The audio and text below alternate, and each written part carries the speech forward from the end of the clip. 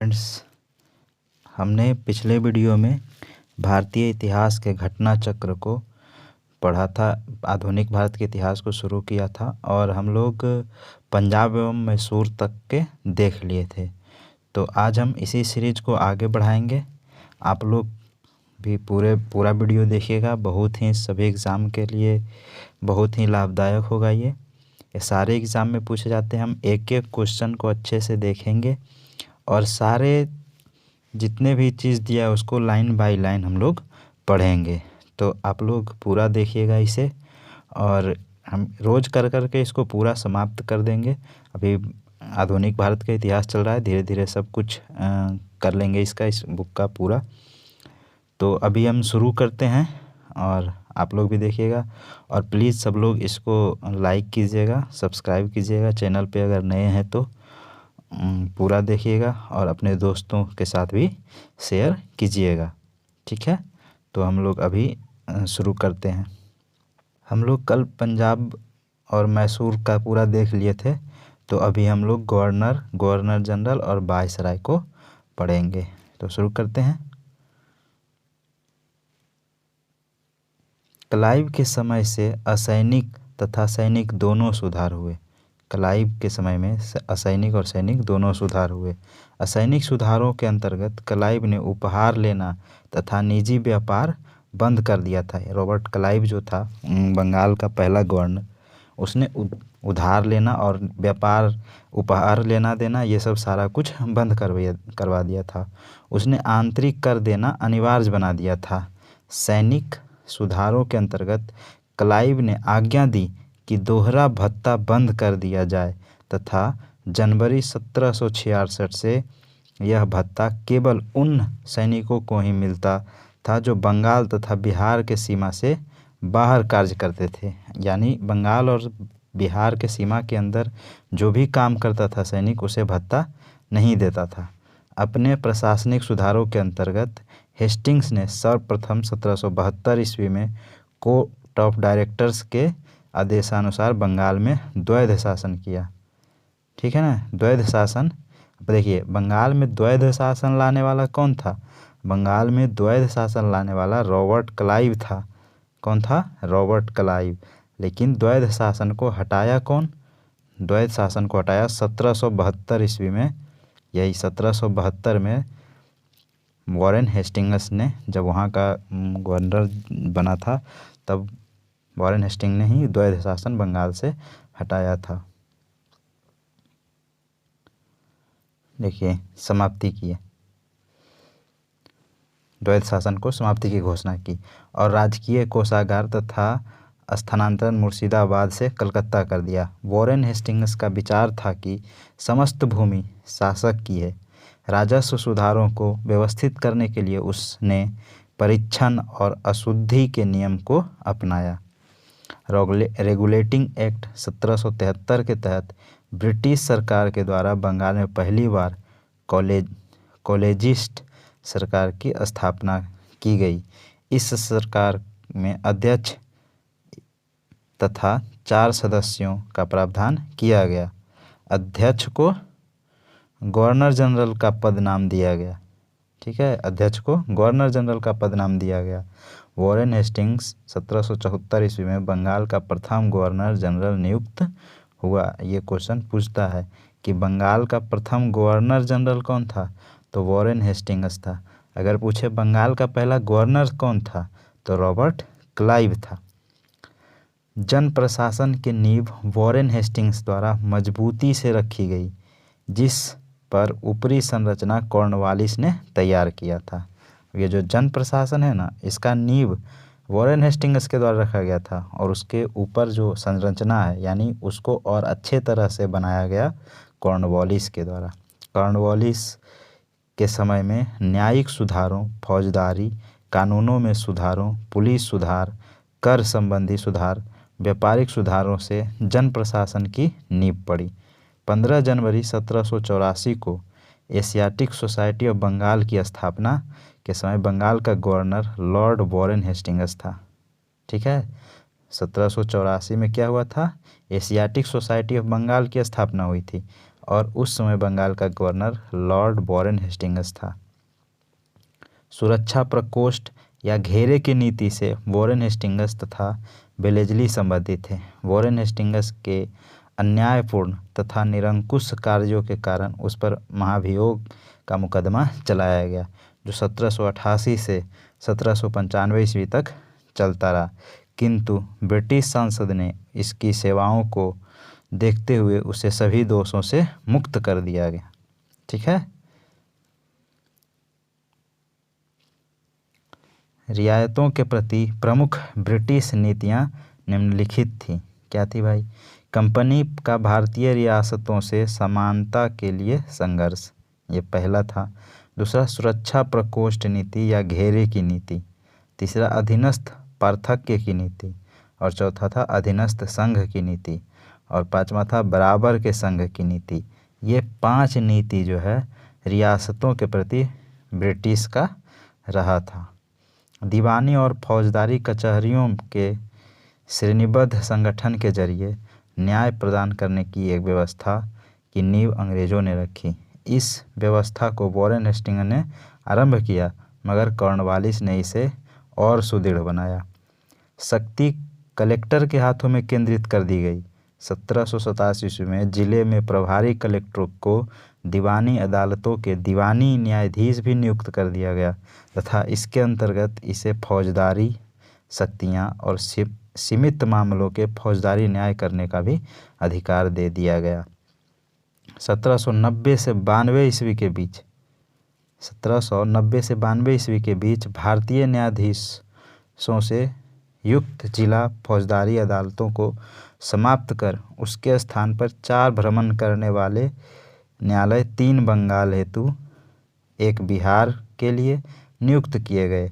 इन अदालतों की अध्यक्षता यूरोपीय व्यक्ति द्वारा भारतीय काजी एवं मुफ्ती के सहयोग से की जाती थी। लॉर्ड कॉर्नवालिस के कानून की विशिष्टता का नियम, जो इससे पूर्व नहीं था, भारत में लागू किया गया।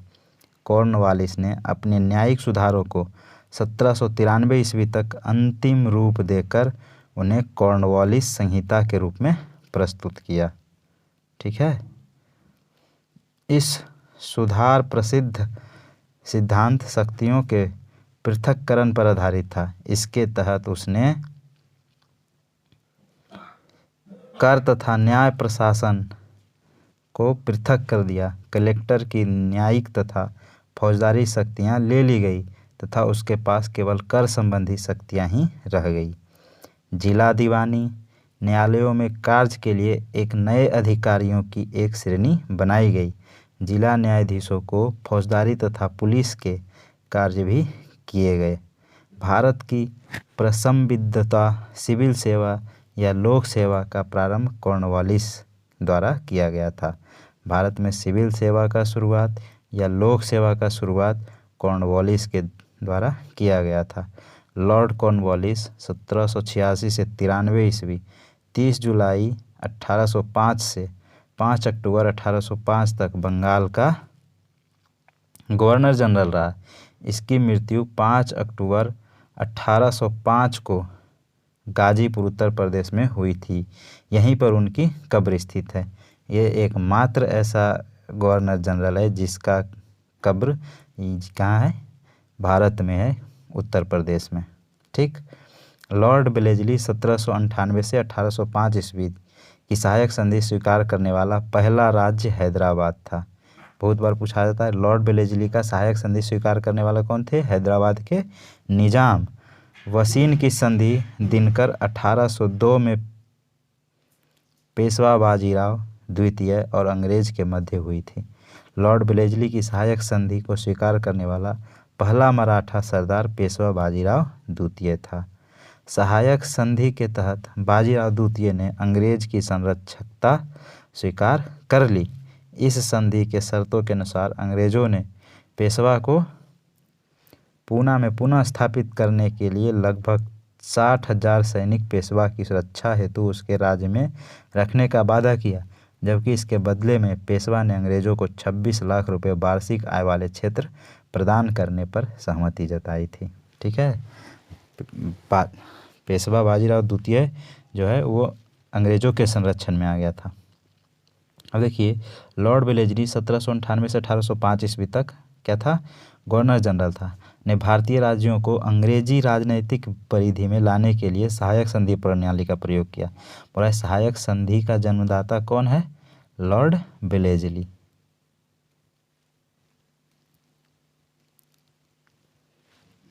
उसने सहायक संधि का अस्वीकार,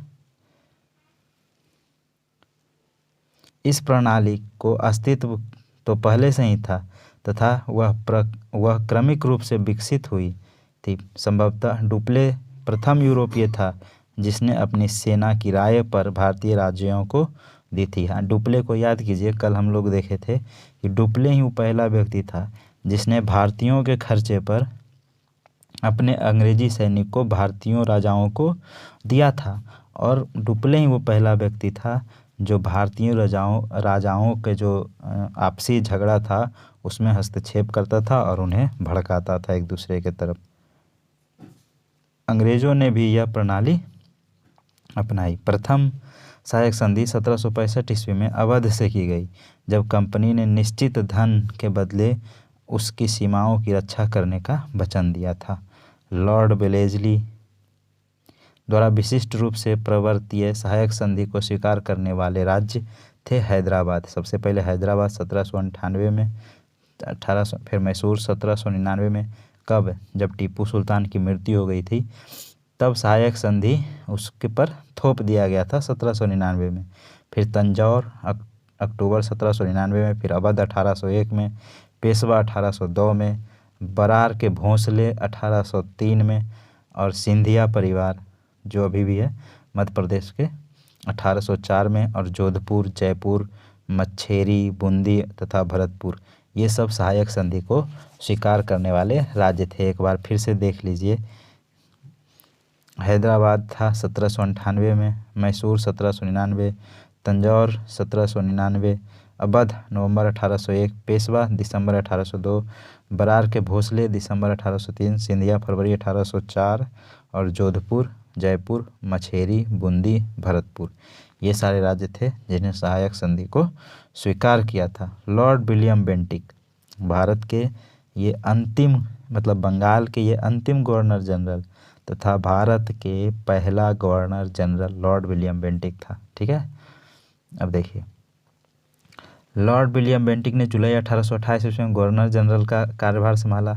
इसने सती प्रथा, बालिका शिशुवध जैसी सामाजिक कुरीतियों को समाप्त करने के लिए प्रभावकारी प्रयत्न किया तथा देश में ठगी समाप्त कर शांति और व्यवस्था स्थापित की। इसने कोर्ट ऑफ डायरेक्टर्स की इच्छाओं के अनुसार भारतीय रियासतों के प्रति यथासंभव तटस्थ की नीति अपनाई। जयपुर में अव्यवस्था ने ऐसा उग्र रूप धारण कर लिया कि ब्रिटिश रेजिडेंट पर ही प्रहार कर दिया गया, परंतु इस पर भी बेंटिक ने हस्तक्षेप करना स्वीकार नहीं किया। इसी प्रकार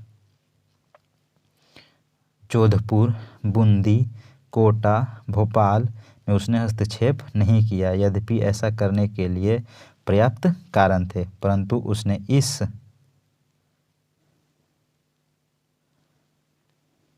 इस नीति का अनुसरण छोड़ कर 1831 ईस्वी में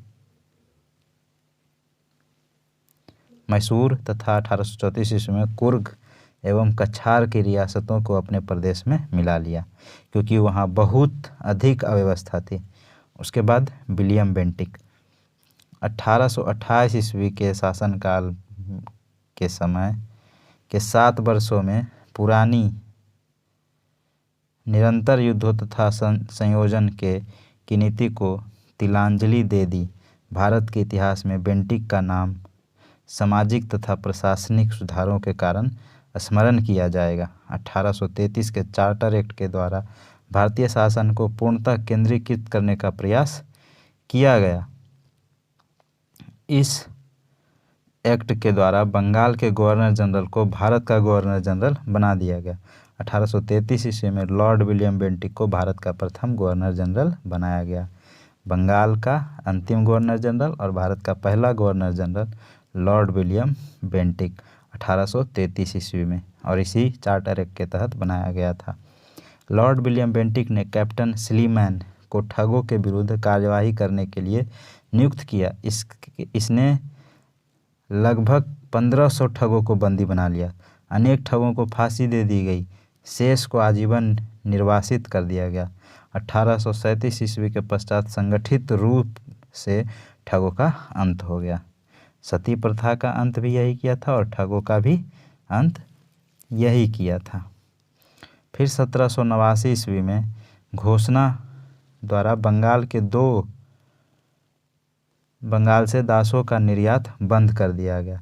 1811 ईस्वी से एवं 1823 ईस्वी में दासों के संबंध में कानून बनाए गए। 1833 ईस्वी के चार्टर एक्ट में दासता को शीघ्र समाप्त करने के लिए गवर्नर से कानून बनाने को कहा गया। 1843 ईस्वी में समस्त ब्रिटिश भारत में दासता को अवैध घोषित कर दिया गया। कब? 1843 ईस्वी में दासता को अवैध घोषित कर दिया गया।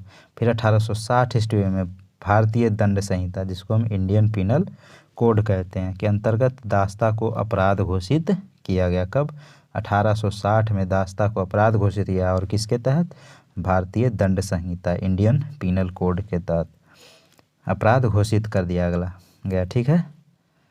आंग्ल नेपाल युद्ध 1814 से 16 ईस्वी लॉर्ड हेस्टिंग्स के गवर्नर में जनरल काल में हुआ था। कौन? आंग्ल नेपाल युद्ध, जो कि सुगौली की संधि से समाप्त हुआ था। अब देखिए पूछता है सुगौली की संधि किसके किसके बीच हुआ था?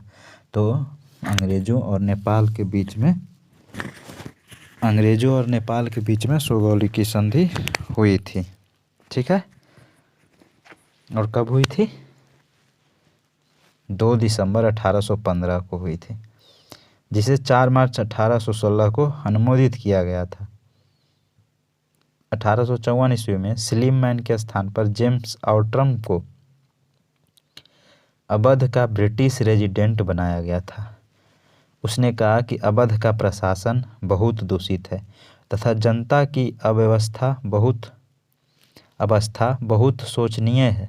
आउट्रम की रिपोर्ट को ही फरवरी 1856 में अवध को अधिग्रहण करने का अधिकार बनाया गया। लॉर्ड डलहौजी, देखिए लॉर्ड डलहौजी कौन है? हड़प नीति चलाया था इसने। लॉर्ड डलहौजी ने अवध के नवाब वाजिद अली शाह तथा वाजिद अली शाह जो था अवध का नवाब, उस पर कुशासन का आरोप लगाकर 13 फरवरी 1856 को उसका अंग्रेजी राज में विलय कर लिया। कब? 1856 को। अवध के अतिरिक्त डलहौजी के व्यापगत के सिद्धांत के, डॉक्ट्रिन ऑफ लैप इसको भी बोलते हैं, या हड़प नीति भी इसको बोलते हैं, के अंतर्गत विलय किया गया प्रदेश। सबसे पहला प्रदेश सतारा। ये भी क्वेश्चन पूछता है कि डलहौजी के व्यापगत सिद्धांत या हड़प नीति या डॉक्ट्रिन ऑफ लैप्स, तीनों एक ही हैं, के तहत पहला कौन सा प्रदेश था जिसे क्या किया गया? मिलाया गया? तो सतारा था। दूसरा जैतपुर एवं संबलपुर 1849 में, फिर बग्घाट 1850 में, उदयपुर 1852 में, झांसी 1854 में, नागपुर 1854 में और करैली 1855 में। ये सारे राज्य भी उसे हड़प कर लिए थे। कोर्ट ऑफ डायरेक्टर्स ने करौली को व्यापगत प्रस्ताव को अस्वीकार कर दिया। भारत में रेल निर्माण की दिशा में प्रथम प्रयास ब्रिटिश गवर्नर लॉर्ड डलहौजी के द्वारा किया गया था। प्रथम रेलवे लाइन 1853 ईस्वी में बम्बई से थाने के बीच डलहौजी के समय बिछाई गई। रेल यात्रा का प्रारंभ ग्रेट इंडियन पेनिनसुला रेलवे द्वारा किया गया था। ये भी पूछ सकता है क्वेश्चन कि ग्रेट इंडियन पेनिनसुला रेलवे द्वारा रेलवे यात्रा का प्रारंभ किया गया था। भारत में रेलवे के विकास का मुख्य उद्देश्य कच्चे माल को देश के आंतरिक भागों से बंदरगाहों तक ले जाना था। ठीक है। क्या था?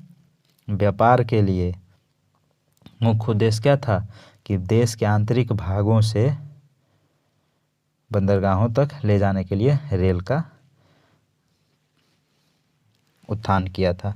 इसका दूसरा उद्देश्य सेना को दूर दराज के क्षेत्रों तक पहुंचाना भी था ताकि ब्रिटिश शासकों के प्रति होने वाले किसी भी विद्रोह को सरलता से दबाया जा सके। रेलवे का सर्वाधिक विकास 1900 ईस्वी के आसपास लॉर्ड कर्जन के समय में हुआ था। ब्रिटिश भारतीय राज्य क्षेत्र का अंतिम प्रमुख विस्तार लॉर्ड डफरिन के समय में हुआ था। अच्छा देखिए, रेलवे का बात हुआ है तो क्या आपको पता है कि रेलवे मुंबई से थाने चला था तो उसमें कितने इंजन थे? ये कमेंट बॉक्स में बताइएगा। और अगर कमेंट में बताइएगा, आप अगर नहीं जानते हैं तो ये भी लिखिएगा, नहीं पता है मैं कमेंट में ही इसका जवाब दे दूंगा कि रेलवे जो लाइन जो चला था मुंबई से थाने, तो उसमें कितना दूरी चला था और उसमें जो इंजन था उसका नाम क्या था, ये बताना है आपको, ठीक ना। नहीं पता है तो ये भी बताइएगा कि नहीं पता है, फिर मैं इसका आंसर बता दूंगा, ठीक। और कल भी जो वीडियो में पूछे थे वो भी आंसर नहीं दिया था कोई, तो वो भी अगर नहीं देखें तो देख लीजिएगा, उसका ही अगला पार्ट ये है, ठीक ना। जब 1885 ईस्वी में तृतीय आंग्ल बर्मा युद्ध के बाद 1 जनवरी 1886 ईस्वी को बर्मा को ब्रिटिश भारत में मिला लिया गया। डलहौजी से पूर्व सार्वजनिक निर्माण का कार्य एवं सैनिक बोर्ड पर था, ठीक। इसके कार्यालय में पहली बार एक अलग सार्वजनिक निर्माण विभाग बनाया गया था, ठीक है। डलहौजी से पूर्व सार्वजनिक निर्माण विभाग का कार्य एवं सैनिक बोर्ड एक सैनिक बोर्ड पर था, लेकिन इसके कार्यालय में पहली बार एक अलग सार्वजनिक निर्माण विभाग बनाया गया और सार्वजनिक उपयोग के कार्य के लिए बहुत सा धन व्यय किया जाने लगा। ईश्वर चंद्र विद्यासागर के अथक प्रयासों के फलस्वरूप लॉर्ड कैनिंग के समय विधवा पुनर्विवाह अधिनियम 1856 पारित हुआ। देखिए, विधवा पुनर्विवाह कब हुआ? अधिनियम पारित 1856, और किसके प्रयास से? ईश्वर चंद्र विद्यासागर के प्रयास से। और उसमें गवर्नर कौन था? Lord Canning. इस बात को याद रखना है। इस अधिनियम के नियम 15 के 15 के तहत विधवा विवाह को वैध मान लिया गया और उस विवाह के से उत्पन्न हुए बालक वैध घोषित किए गए। विधवाओं के कल्याण से जुड़े अन्य नेता थे पश्चिमी भारत में विष्णु शास्त्री और धोंधो केशव कर्वे। ये विधवा सुधार अधिनियम के से संबंधित थे। धोंधो केशव कर्वे ने 1899 ईस्वी में पूना में विधवा आश्रम की स्थापना की थी। पूना में विधवा आश्रम की स्थापना कौन थी किया था? धोंधो केशव कर्वे। कब किए थे? तो 1899 ईस्वी में। फिर 1857 ईस्वी की महान क्रांति का सबसे महत्वपूर्ण परिणाम था महारानी की उद्घोषणा।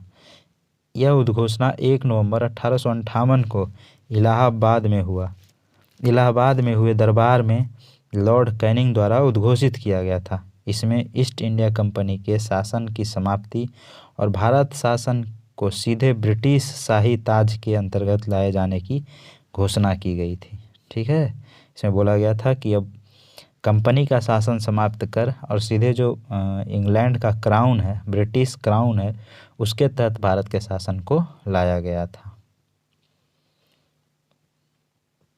इसके तहत लॉर्ड कैनिंग ब्रिटिश भारत का प्रथम वायसराय बना। अब देखिए, पूछे कि भारत का अंतिम गवर्नर जनरल कौन था? तो लॉर्ड कैनिंग। और पूछे भारत का प्रथम वायसराय कौन था? तो लॉर्ड कैनिंग, ठीक ना। महारानी विक्टोरिया को भारत की सामग्री 1877 ईस्वी में नियुक्त किया गया। जनवरी 1877 में आयोजित किए गए दिल्ली दरबार में उन्हें कैसर हिंद की उपाधि दी गई थी। किसे? महारानी विक्टोरिया को। महारानी विक्टोरिया को 1877 में आयोजित दिल्ली दरबार में कैसर हिंद की उपाधि प्रदान की गई। प्रथम आंग्ल अफगान युद्ध 1839 से 42 ईस्वी के मध्य हुआ था। इस दौरान भारत के गवर्नर जनरल ऑकलैंड थे। लॉर्ड लिटन के समय द्वितीय आंग्ल अफगान युद्ध 1878 से 80 में हुआ था। 1843 के एक्ट 5 के द्वारा भारत में तत्कालीन गवर्नर जनरल लॉर्ड एलनबरो ने दास प्रथा का उन्मूलन किया था। देखिए, 1843 के एक्ट 5 के तहत। उस समय गवर्नर कौन था? Lord Ellenborough. क्या खत्म किए? दास प्रथा को उन्मूलन किया। इसके काल 1842 से 40 ईस्वी के दौरान था। अगस्त 1843 ईस्वी में संधि को पूर्ण रूप से ब्रिटिश साम्राज्य में सिंध को पूर्ण रूप से ब्रिटिश साम्राज्य में मिला लिया गया। चतुराई पूर्ण निष्क्रिया या कुशल अकर्मण्यता की नीति, पॉलिसी ऑफ मास्टरली इनएक्टिविटी, आंग्ल अफगान संबंधों के संदर्भ में लॉर्ड एलनबरो के काल से प्रारंभ होकर लॉर्ड नॉर्थब्रुक के काल तक चलती रही। इस काल को कुशल अकर्मण्यता की नीति का काल कहा जाता है। इस नीति को प्रायः जॉन लॉरेंस के नाम से विशिष्ट रूप से संबंधित किया जाता है, क्योंकि इसके वायसराय काल में इस नीति का अनुसरण करने का स्पष्ट अवसर मिला और इस नीति की रूपरेखा स्पष्ट रूप से निश्चित की गई। कुशल अकर्मण्यता शब्द का J.W.S. वाइली ने एडिनबरा रिव्यू के एक लेख में प्रयोग किया था। भारत में अंग्रेजों के समय में प्रथम जनगणना लॉर्ड मेयो, जिसका कार्यकाल 1869 से 72 तक रहा था, 1872 में प्रारंभ हुई थी। प्रथम जनगणना भारत में प्रथम जनगणना कब शुरू हुई थी? 1872 में। लेकिन पूछे कि भारत में प्रथम नियमित जनगणना दिया हुआ है रिपन काल में, नियमित जनगणना 1881 में। देखिए, शुरुआत लॉर्ड मेयो के काल में, लेकिन नियमित रूप से हर 10 साल पे जनगणना लॉर्ड रिपन के शासनकाल में हुआ था। और कब हुआ था? 1881 से। लॉर्ड मेयो की हत्या अंडमान निकोबार द्वीप समूह के भ्रमण के दौरान शेर अली अफरीदी नामक एक कैदी द्वारा कर दिया गया था। किसकी हत्या? लॉर्ड मेयो की। ठीक है ना, लॉर्ड मेयो की हत्या कर दी गई थी जब वो अंडमान निकोबार द्वीप समूह में भ्रमण के लिए गया था। किसके द्वारा? शेर अली अफरीदी नामक एक कैदी के द्वारा। मेयो प्रथम गवर्नर जनरल था जिसकी हत्या उसके कार्यकाल में की गई थी। ठीक है ना। 1876 ईस्वी में लिटन के वायसराय बनकर आने पर अफगानिस्तान के प्रति अपनाई गई नीति में परिवर्तन लाया। कुशल अकर्मण्यता की नीति के स्थान पर अग्रगामी नीति का अनुसरण होने लगा। मेजर सेंडेम की बलूचिस्तान में गवर्नर जनरल के एजेंट के रूप में नियुक्ति के साथ ही बलूचिस्तान में हस्तक्षेप न करने के स्थान पर हस्तक्षेप की नीति अपनाई गई थी। वर्नाकुलर प्रेस एक्ट या भारतीय भाषा समाचार पत्र अधिनियम 1878 ईस्वी में लॉर्ड लिटन के काल में पारित किया गया था।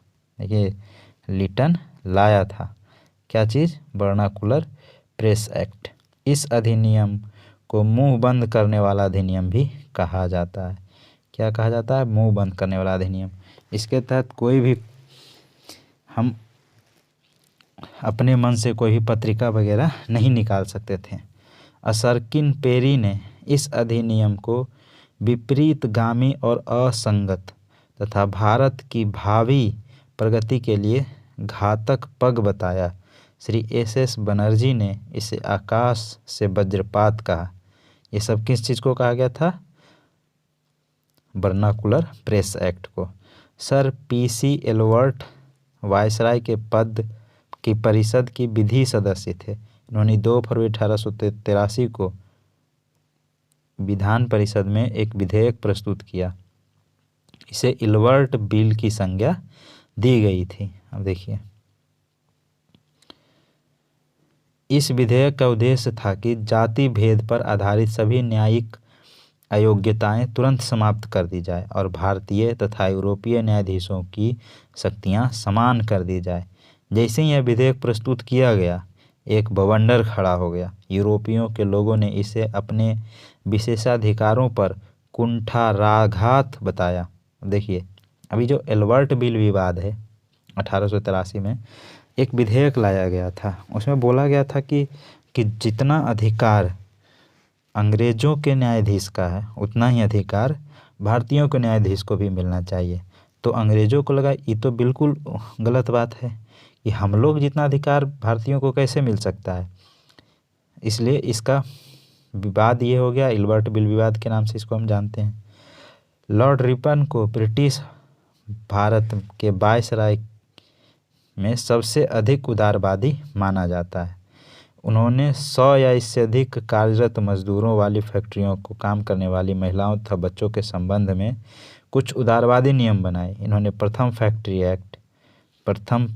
फैक्ट्री अधिनियम 1881 लाया था। अब पूछेगा कि पहला फैक्ट्री अधिनियम जिसको बोलते हैं पहला कारखाना अधिनियम 1881 में आया था। किसके शासनकाल में? कौन था वायसराय उस टाइम? लॉर्ड रिपन था। इस समय के तहत 7 वर्ष से कम उम्र के बच्चों को फैक्ट्रियों में काम करने पर रोक लगा दिया गया। फिर 7 से 12 वर्ष के बच्चों की कार्य अवधि प्रतिदिन 9 घंटे या इन्हें महीने में 4 दिन की छुट्टी का प्रावधान किया गया। दूसरा फैक्ट्री अधिनियम 1891 में बनाया गया। ठीक है, इसमें सभी मजदूरों के लिए साप्ताहिक छुट्टी की व्यवस्था की गई। लॉर्ड मेयो के समय में सृजित स्थानीय शासन का वास्तविक स्थानीय शासन के बनाने के लिए रिपन ने उन्हें आवश्यक नियम प्रदान किए। इस कार्य के कारण लॉर्ड रिपन को आधुनिक भारत में स्थानीय शासन का जनक माना जाता है। फिर पूछता है क्वेश्चन कि स्थानीय स्वशासन का जनक कौन है? तो लॉर्ड रिपन को स्थानीय स्वशासन का जनक माना जाता है। चार्ल्स मेटकॉफ ने प्रेस पर 2 से प्रतिबंध हटा दिया। देखिए, पूछा जाता है कि भारतीय प्रेस का मुक्तिदाता कौन है? तो बोलते हैं हम चार्ल्स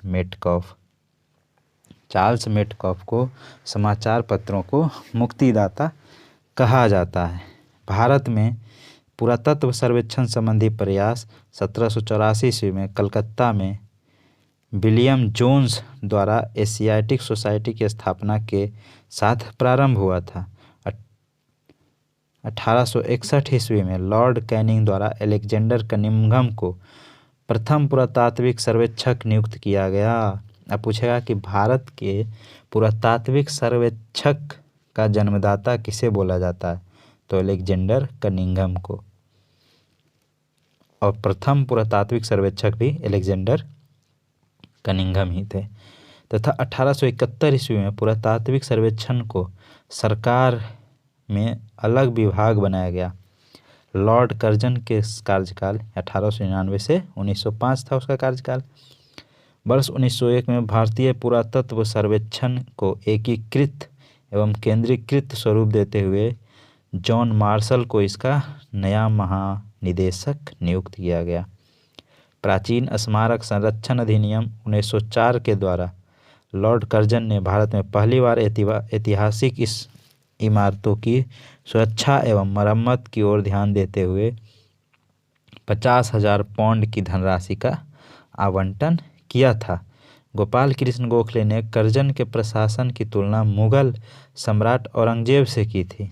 अब देखिए, क्वेश्चन पूछता है कि कर्जन के प्रशासन की तुलना मुगल सम्राट के औरंगजेब से कौन किए थे? तो गोपाल कृष्ण गोखले। नवंबर 1905 में लॉर्ड कर्जन के स्थान पर लॉर्ड मिंटो को भारत का वायसराय नियुक्त किया गया था तथा जॉन मार्ले मिंटर को भारतीय सचिव नियुक्त किया गया था। इनके द्वारा किया गया सुधारों को मार्ले मिंटो रिफॉर्म यानी मार्ले मिंटो सुधार 1909 के नाम से जानते हैं। इस अधिनियम के द्वारा मुसलमानों के लिए पृथक मताधिकार, पृथक निर्वाचक क्षेत्र की स्थापना की गई थी। और देखिए, यहीं से 1909 में जो मार्ले मिंटो सुधार अधिनियम आया था 1909 में, तो उसी में मुसलमानों के लिए एक पृथक मताधिकार दिया गया। उन लोगों को एक पृथक क्षेत्र दे दिया गया कि आप यहाँ से चुनाव लड़िए, ये आपके लिए रिजर्व रहेगा ये स्थान। और कहीं ना कहीं यहीं से पाकिस्तान का जन्म होने का बीज पनपना शुरू हो गया था। यहीं बीज बो दिया गया था पाकिस्तान का। ठीक है, वायसराय लॉर्ड हार्डिंग के समय भारत की राजधानी का कलकत्ता से दिल्ली स्थानांतरण किया गया। अब देखिए, कब हुआ? 1911 में, जब लगा था दिल्ली दरबार। वायसराय लॉर्ड हार्डिंग थे उसमें, राजधानी कलकत्ता से दिल्ली स्थानांतरित किया गया। वायसराय लॉर्ड हार्डिंग 1911 में जॉर्ज पंचम एवं महारानी मेरी को भारत में बुलाया तथा दिल्ली में भव्य दरबार का आयोजन किया गया, जिसमें दिल्ली दरबार तृतीय के नाम से जानते हैं। इसी दरबार में बंगाल विभाजन को रद्द कर दिया गया तथा राजधानी को स्थानांतरण की घोषणा की गई थी। अब देखिए 1911 में जब दिल्ली दरबार लगा था, उसी टाइम क्या हुआ कि बंगाल विभाजन हुआ था 1905 में, तो उसको रद्द कर दिया गया और जो राजधानी था उसको बंगाल से स्थानांतरित करके दिल्ली ले आया। ठीक, अब आगे चलते हम लोग प्रश्न पे। निम्नलिखित कथनों पर विचार कीजिए। रॉबर्ट क्लाइव कौन था? रॉबर्ट क्लाइव के बंगाल गवर्नर जनरल थे। सही बात है। रॉबर्ट क्लाइव प्रथम गवर्नर जनरल नहीं था, गवर्नर था। गवर्नर जनरल नहीं था, सिर्फ गवर्नर था। विलियम बेंटिक भारत के प्रथम गवर्नर जनरल थे। तो ये बात सही है, दूसरा सही है, पहला गलत है। इस तरह से ऑप्शन नंबर बी हमारा करेक्ट आंसर हो जाएगा। रॉबर्ट क्लाइव बंगाल के प्रथम गवर्नर था। और प्रथम गवर्नर जनरल कौन थे बंगाल के? बंगाल के प्रथम गवर्नर जनरल कौन था, ये आप कमेंट बॉक्स में बताइए। और भारत के प्रथम गवर्नर जनरल कौन है? William Bentinck. ठीक है।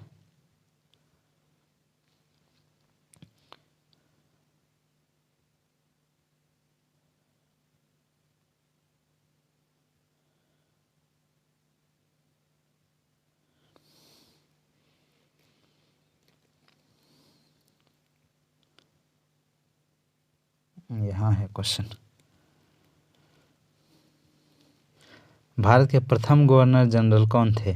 भारत के प्रथम गवर्नर जनरल अभी देखें हम लोग कौन था। ये चारों ऑप्शन गलत है। भारत के प्रथम governor general Lord William Bentinck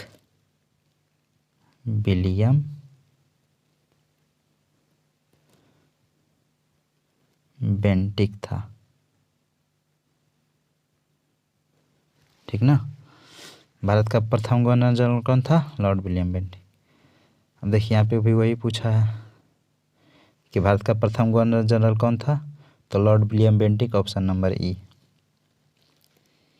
अगला है, निम्नलिखित कथनों पर विचार कीजिए। क्लाइव का पुनः भारत आगमन हुआ, इलाहाबाद की संधि, बक्सर का युद्ध, वॉरेन हेस्टिंग्स का भारत का गवर्नर बना। इस पे क्या करने के लिए बोल रहा है ये? अच्छा, उपयुक्त घटनाओं को घटित होने के कालानुक्रम को निम्नलिखित कूट में सही करना है ना। देखिए यहाँ पे देख लेते हैं कि बक्सर का युद्ध कब हुआ था। ये तो सबको पता है, 22 अक्टूबर 1764 को बक्सर का युद्ध, और 1757 को प्लासी का युद्ध हुआ था। दोनों एक बार हम बताते हैं जब भी बताते हैं। 1757 में प्लासी का युद्ध, 1764 में बक्सर का युद्ध। क्लाइव का पुनः भारत आगमन 1765 में हुआ था, और इलाहाबाद की संधि 1765 में हुआ था। जब 1764 ईस्वी के युद्ध में, जो बक्सर का युद्ध था, उसमें त्रिगुट के सेना को अंग्रेज परास्त कर देते हैं, तो संधि होती है, इलाहाबाद की संधि होती है उसके बाद। ठीक ना, इलाहाबाद की संधि होता है। और इसी संधि के तहत शाह आलम द्वितीय था भारत का उस टाइम राजा, मुगल साम्राज्य था।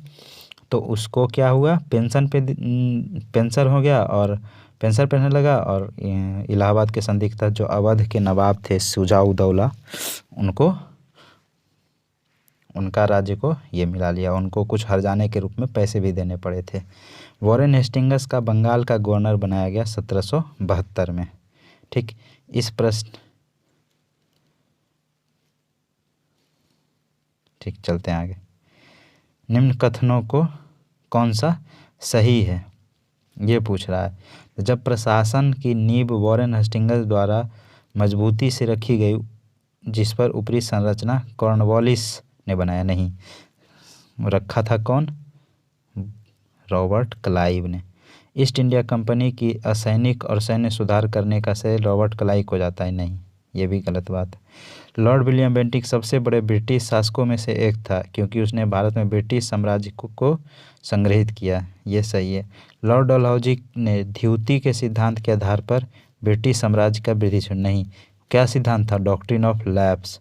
क्या था? डॉक्ट्रिन ऑफ लैप्स था इसके पास। क्या जी? व्यापकगत सिद्धांत पे काम किया था लॉर्ड डलहौजी, व्यापकगत सिद्धांत पे काम किया था। देखिए देखते हैं क्लाइव के समय, अभी बताए थे ऊपर कि क्लाइव के समय में असैनिक सैनिक दोनों सुधार हुआ था। ठीक है, क्लाइव ने उपहार लेना देना दोनों बंद करवा दिया था, उसके आंतरिक कर देना अनिवार्य कर दिया था। सैनिक सुधारों के अंतर्गत क्लाइव ने आज्ञा दी कि दोहरा भत्ता बंद कर दिया जाएगा, यानी जो बंगाल क्षेत्र में काम कर रहा है उस सैनिक को भत्ता नहीं देता था। जो बंगाल के सीमा से बाहर, वो दिया हुआ है, बंगाल के सीमा से बाहर कार्य कर रहे थे उन्हीं को दिया जाएगा भत्ता। और इस पर ऊपरी संरचना कॉर्नवालिस तैयार किया था। अभी ऊपर बताए कि रॉबर्ट क्लाइव को किया था ज़मीनी रूप से काम। ठीक ना। अब देखिए कॉर्नवालिस के समय में न्यायिक सुधार, फौजदारी कानून अधिनियम, पुलिस सुधार, कर संबंधों सुधार, व्यापारिक सुधारों में जन प्रशासन की नींव पड़ी। और विलियम बेंटिक के शासनकाल में 7 वर्षों में पुरानी निरंतर युद्धों तथा संयोजन की नीति को तिलांजलि दे दी गई। भारत के इतिहास में बेंटिक का नाम सामाजिक तथा प्रशासनिक सुधारों के कारण स्मरण किया जाएगा। अब लॉर्ड डलहौजी कौन सा सिद्धांत? व्यापक सिद्धांत अभी ऊपर बताए थे। इसके तहत मिलाया जाने वाला पहला राज्य कौन था? सतारा। ठीक ना। और सतारा के बाद संबलपुर, बघाट, उदयपुर, झांसी, नागपुर, इन सबको विलय 1856 में अवध का विलय कुप्रशासन के बहाने किया गया था। सबसे लास्ट में अवध को किया था और सबसे पहले सतारा को किया था। ठीक ना। और अवध पे कुशासन का आरोप लगा के मिलाया था। भारत में ब्रिटिश साम्राज्य का संस्थापक कौन था? Robert Clive. पहला युद्ध यही हराया था, प्लासी का युद्ध, है ना। और वहीं से ब्रिटिश शासन अपना पांव पसारना शुरू किया। लॉर्ड क्लाइव को माना जाता है जो 1757 में प्लासी की लड़ाई में विजेता अंग्रेजी सेना का नेतृत्व कर रहा था। इस युद्ध के पश्चात बंगाल में ब्रिटिश साम्राज्य की नींव पड़ी थी। अंग्रेज के विरुद्ध बनारस विद्रोह का नेतृत्व किसने किया था? तो अंग्रेज के विरुद्ध बनारस में राजा चेत सिंह किए थे। देखिए बनारस विद्रोह राजा चेत सिंह द्वारा 1781 में किया गया था। इस विद्रोह में तत्कालीन गवर्नर जनरल वॉरेन हेस्टिंग्स ने अपनी सैनिकों के साथ भागकर चुनार के किले में शरण लिया। कलकत्ता में एशियाटिक सोसाइटी की स्थापना बंगाल में कौन किया था? तो लॉर्ड वॉरेन हेस्टिंग्स, ये गवर्नर जनरल था। और एशियाटिक सोसाइटी की स्थापना कौन किए थे? विलियम जोन्स ने। वॉरेन हेस्टिंग्स था। ठीक। सुरक्षा प्रकोष्ठ की नीति संबंधित है। सुरक्षा प्रकोष्ठ की नीति वॉरेन हेस्टिंग्स से संबंधित है। सुरक्षा प्रकोष्ठ या घेरे की नीति ने वॉरेन हेस्टिंग्स तथा बेलेजली संबंधित थे। दोनों वॉरेन हेस्टिंग्स ने मैसूर और मराठों के साथ युद्ध अन्य भारतीय रियासतों के साथ बराबरी की पदवी प्राप्त करने की भावना से किया। इस समय कंपनी ने अपने राज्य के चारों ओर मध्य राज्य बनाने की प्रयत्न किया। उद्देश्य केवल अपने राज्य की रक्षा करना था, अथवा हम यह भी कह सकते हैं कि अपने पड़ोसी राज्यों की सीमाओं की रक्षा करो ताकि अपनी सीमाएं सुरक्षित रहे। उस समय भय मुख्यतः अफगानों और मराठों से था, इसलिए कंपनी ने अवध की रक्षा व्यवस्था के कार्य को इस शर्त पर संभाला कि अवध का नवाब उस व्यय का बोझ उठाए, और इस प्रकार अवध की रक्षा ही बंगाल की रक्षा थी। बेलेजली के आने से कंपनी के भारतीय रियासतों के साथ संबंधों में परिवर्तन आया। बेलेजली का उद्देश्य भारतीय रियासतों को अपनी रक्षार्थ कंपनी पर निर्भर करने पर बाध्य करना था। उसने भारतीय रियासतों को अंग्रेजी राजनीतिक शक्ति की ओर सैनिक रक्षा के घेरे में लाने का प्रयत्न किया। रिंग फेंस नीति का संबंध इनमें से किससे है? रिंग फेंस नीति का संबंध वॉरेन हेस्टिंग्स से है। ठीक है, रिंग फेंस वही है कि अपने पड़ोसी के राज्य के सीमा का रक्षा करना, वही रिंग फेंस नीति है। ठीक है, इसको थोड़ा ध्यान में रखिएगा। निम्नलिखित में से किसने बंगाल में द्वैध शासन प्रणाली बंगाल में कौन लाया था? समाप्त पूछ रहा है। लाया था रॉबर्ट क्लाइव और समाप्त किया वॉरेन हेस्टिंग्स ने। वॉरेन हेस्टिंग्स ने 1772 ईस्वी में ये हटाया था। अच्छा, दिया हुआ। वॉरेन हेस्टिंग्स के कारण 1772 में कोर्ट ऑफ डायरेक्टर्स ने दोहरी प्रशासन को समाप्त करने का निर्णय लिया। कलकत्ता परिषद एवं उनके प्रधान को आज्ञा दी कि स्वयं दीवान बने और बंगाल, बिहार, उड़ीसा के प्रबंध को अपने हाथ में ले लें। वॉरेन हेस्टिंग्स ने दोनों उप दीवानों मोहम्मद रजा खां और राजा सिताब राय को पदच्युत कर दिया। द्वैध शासन की शुरुआत बंगाल में रॉबर्ट क्लाइव ने 1765 ईस्वी में किया था। बंगाल में द्वैध शासन प्रणाली किसके द्वारा लागू किया गया? अभी हम पढ़े रॉबर्ट क्लाइव के द्वारा। किस गवर्नर जनरल पर महाभियोग का मुकदमा चलाया गया था? वॉरेन हेस्टिंग्स पर महाभियोग का मुकदमा चलाया गया था और ये मुकदमा कहाँ चला था? इंग्लैंड में। ठीक है,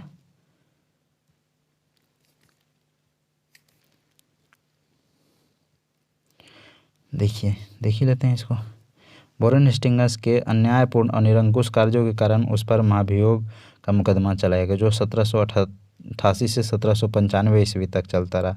किंतु ब्रिटिश संसद ने उनकी सेवाओं को देखते हुए उसे सभी दोषों से मुक्त कर दिया। यह भी कहा गया कि वॉरेन हेस्टिंग्स ने यह सब कुछ साम्राज्य के हित के लिए किया, न कि अपने लिए। वॉरेन हेस्टिंग्स पर लगे महाभियोग के बारे में विद्वानों के मत भिन्न हैं, किंतु B.S. स्मिथ का निर्णय अधिक मान्य है। वह लिखते हैं कि उसके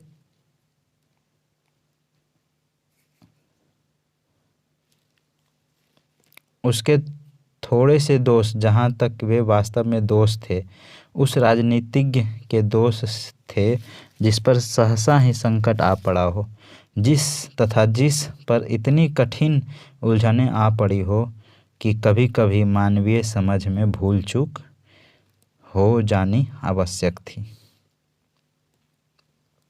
निम्नलिखित में से किस ब्रिटिश संसद में महाभियोग का मुकदमा चलाया गया था? तभी देखिए वॉरेन हेस्टिंग्स, देखिए कितना बार रिपीट हुआ ये क्वेश्चन। भारत में न्यायिक संगठन की स्थापना किसने की थी? लॉर्ड कॉर्नवालिस ने। लॉर्ड कॉर्नवालिस ने ही भारत में न्यायिक संगठन की स्थापना की थी। दीवानी और फौजदारी न्यायालय के श्रेणीबद्ध संगठन के जरिए न्याय प्रदान करने की एक नई व्यवस्था की नींव अंग्रेजों ने रखी। इस व्यवस्था को वॉरेन हेस्टिंग्स ने आरंभ किया, मगर कॉर्नवालिस ने इसे सुदृढ़ बनाया। कॉर्नवालिस संहिता शक्तियों के पृथक्करण के सिद्धांत पर आधारित थी, जिसके तहत कर और प्रशासन को पृथक कर दिया गया।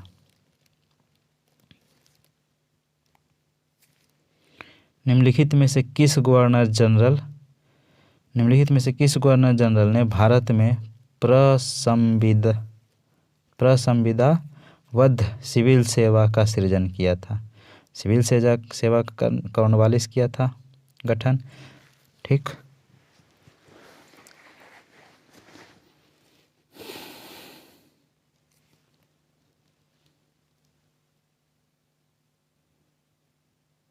भारत में प्रसंविदाबद्ध सिविल सेवा का गठन सिविल सेवा लोकसेवा सृजन कॉर्नवालिस द्वारा किया गया था। बंगाल का गवर्नर जनरल बनने के बाद कॉर्नवालिस ने प्रशासन को पुनर्गठित किया तथा राजस्व बोर्ड को भंग करके इसके संबंध में नए नियम बनाए।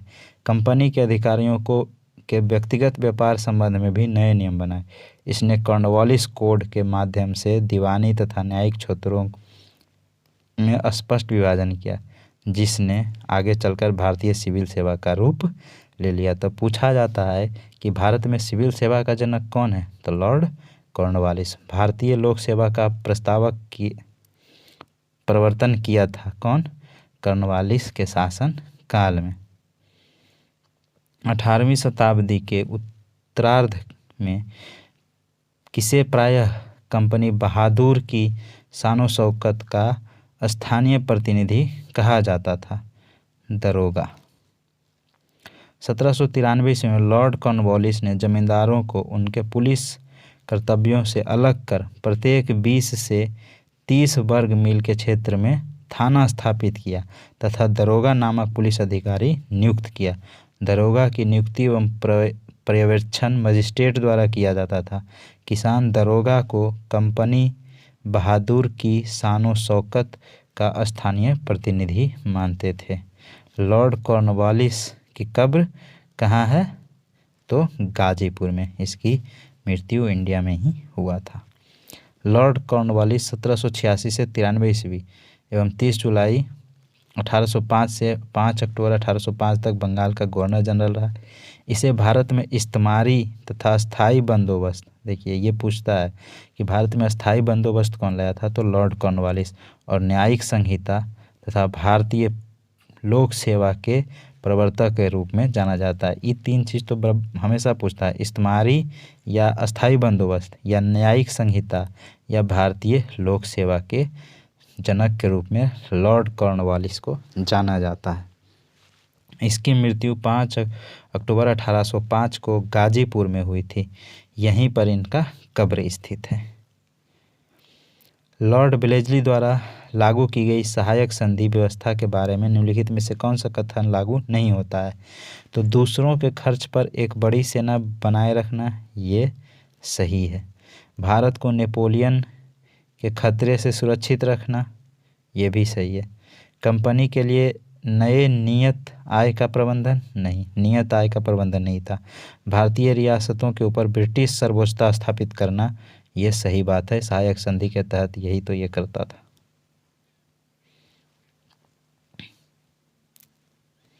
लॉर्ड वेलेस्ली ने भारतीय राज्यों को अंग्रेजी राजनैतिक परिधि में लाने के लिए सहायक संधि प्रणाली का प्रयोग किया। उस समय फ्रांस के विरुद्ध यूरोपीय शक्तियों का बना हुआ मोर्चा छिन्न विछिन्न हो चुका था। नेपोलियन मिस्र तथा सीरिया को पराजित कर चुका था और गंभीरतापूर्वक भारत पर आक्रमण करने की सोच रहा था। ऐसी परिस्थिति में वेलेस्ली ने भारत में सहायक संधि प्रणाली का प्रयोग किया, जिससे अंग्रेजी सत्ता की श्रेष्ठता स्थापित हो गई और नेपोलियन का भय टल गया। सहायक संधि की शर्तों में एक शर्त यह भी थी कि संधि को स्वीकार करने वाली रियासत कंपनी की एक सेना को रखेगी, जिसका सारा खर्च राज्य को देना होगा। इस सेना को चलाने का अधिकार केवल कंपनी को होगा। देखिए, सहायक संधि में क्या था कि कंपनी के सेना को रखेगा जो सहायक संधि को मानेगा, उसका सारा खर्चा राज्य देगा जो रखेगा, लेकिन उस सेना का चलाने का अधिकार केवल कंपनी के पास होगी। खर्चा दे राजा और उसको चलाए कौन? कंपनी। सहायक संधि को स्वीकार करने वाला राज्य किसी भी यूरोपीय या अंग्रेजों के दुश्मनों की सहायता नहीं करेगा। यानी आप सहायक संधि जब स्वीकार कर लीजिएगा तो अंग्रेज के खिलाफ जो भी राज्य है उसका सहायता नहीं करेगा और उसके किसी भी व्यक्ति को नौकरी नहीं देगा। ये सब सहायक संधि के शर्त था। अब आप कमेंट बॉक्स में बताइए कि सहायक संधि स्वीकार करने वाला पहला राज्य कौन था? फटाक से कमेंट में आंसर दीजिए। और ये क्वेश्चन बताइए, लॉर्ड वेलेस्ली की सहायक संधि स्वीकार करने वाला पहला मराठा सरदार पेशवा बाजीराव द्वितीय था। अभी हम लोग ऊपर पढ़े थे। दौलत राव सिंधिया और जसवंत होलकर दोनों पूना में अपने को सर्वश्रेष्ठ प्रदर्शित करना चाहते थे। बाजीराव द्वितीय सिंधिया का साथ दे रहा था। उसने 1801 ईस्वी में जसवंत के भाई की हत्या कर दी। परिणाम स्वरूप जसवंत होलकर की सेना ने पूना पर आक्रमण कर पेशवा और सिंधिया की संयुक्त सेना को परास्त कर दिया। बाजीराव द्वितीय ने भागकर बसीन में शरण ली और 31 दिसंबर 1802 को अंग्रेजों ने बसीन की संधि की। अंग्रेजों से बसीन की संधि 1802 में किया। कौन? तो भाग के कौन गया? बाजीराव द्वितीय। संधि के अनुसार पेशवा बाजीराव द्वितीय ने अंग्रेजों की संरक्षता स्वीकार कर ली। सोचिए, एक टाइम था जब मराठा साम्राज्य चरमोत्कर्ष पर था और अंग्रेज उनसे डरते थे। सबसे ज़्यादा अगर अंग्रेज़ों का कोई विरोध किया था तो मराठा किया था। और उसी मराठा का जो ये पेशवा है अभी अंग्रेज़ों के संरक्षण में आ गया, अपने सुरक्षा के लिए अंग्रेज़ों के पीछे छिप रहा है। यह संधि मराठों द्वारा अंग्रेज़ों के साथ की गई प्रथम सहायक संधि थी।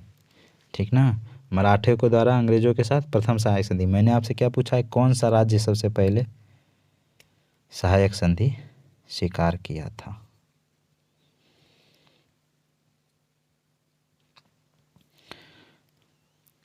अठारह सौ 2 में बसीन की संधि पर हस्ताक्षर किसके द्वारा किया गया? बसीन की संधि पर हस्ताक्षर अंग्रेज और बाजीराव द्वितीय, इसी के तहत तो वो अंग्रेज़ों के संरक्षण में आया था।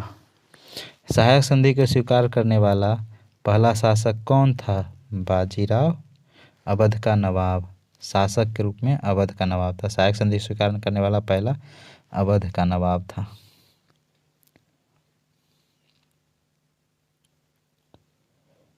वेलेज़ली ने सहायक संधि आविष्कार नहीं किया। वेलेज़ली सहायक संधि का आविष्कार नहीं किया। इस प्रणाली का अस्तित्व पहले से ही था। संभवतः डुप्ले प्रथम यूरोपीय था जिसने अपनी सेना किराए पर भारतीय राजाओं को दी थी।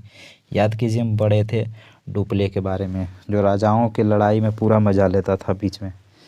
क्लाइव के काल से ही यह प्रणाली लगभग सभी गवर्नर जनरलों ने अपनाई थी। वेलेज़ली की विशेषता केवल यह थी कि उसने इसका विकास कर अपने संपर्क में आने वाली सभी देशी राजाओं के संबंधों में इसका प्रयोग किया।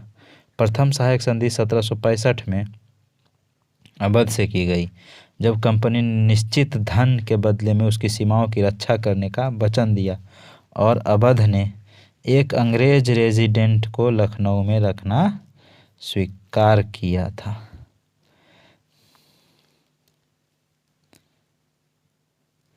देखिए, अभी हम पूछे थे आपसे कमेंट बॉक्स में, वेलेज़ली के सहायक संधि को स्वीकार करने वाला प्रथम राज्य कौन है? हैदराबाद। यही हम पूछे थे आपसे कमेंट में।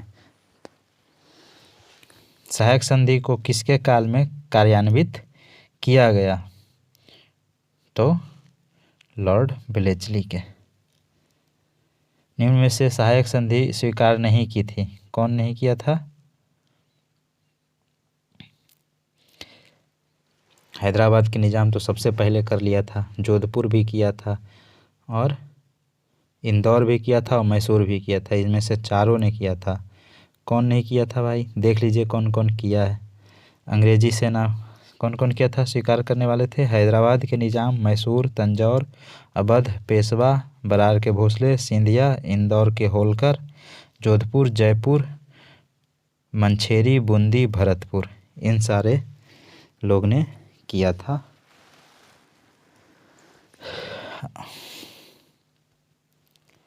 सहायक संधि व्यवस्था को स्वीकार करने वाले प्रथम भारतीय देशी शासक कौन था? तो हैदराबाद के निज़ाम, अभी ऊपर पढ़े थे हम लोग।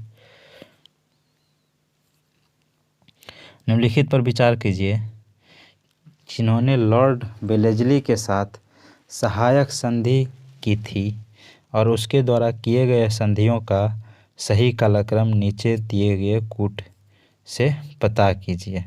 तो सबसे पहले हैदराबाद किया था, है ना। उसके बाद देखिए यहाँ पे दिया हुआ है, सबसे पहले हैदराबाद, फिर इसके अकॉर्डिंग हैदराबाद, मैसूर है, अवध और सिंधिया। तो पहले तो हैदराबाद किया, फिर मैसूर किया, फिर सिंधिया किया, उसके बाद ये किया है। ठीक है, इस तरह से हमारा ऑप्शन कौन हो जाएगा?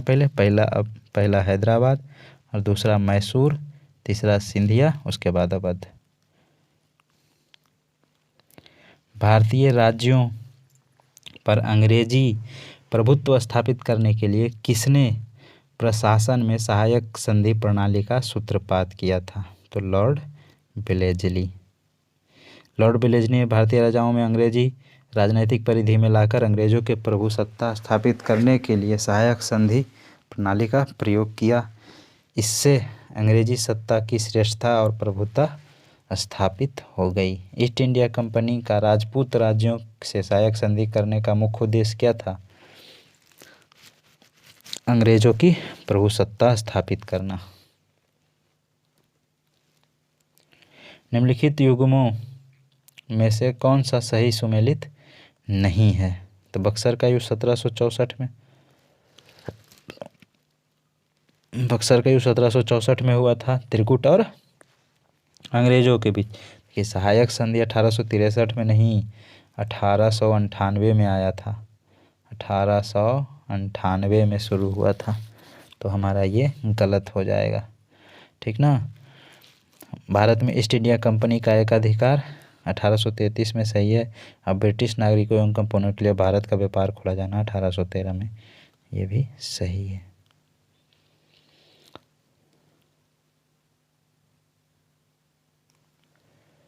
उस समय जब नेपोलियन की शक्ति के सामने यूरोप में साम्राज्य धराशायी हो गए थे, नीचे लिखे गवर्नर जनरलों में से किस एक ने भारत में ब्रिटिश पताका फहराए रखी? तो लॉर्ड वेलेस्ली था, ठीक ना। लॉर्ड वेलेस्ली ही नेपोलियन के आक्रमण से भारत को बचाया था। 1797 ईस्वी में प्रस्थान किया, जो कि आंग्ल इतिहास से संबंध अधिक। एक मिनट रुक जाइए, मैं गलत तो नहीं टिक किया ना? नहीं, सही है।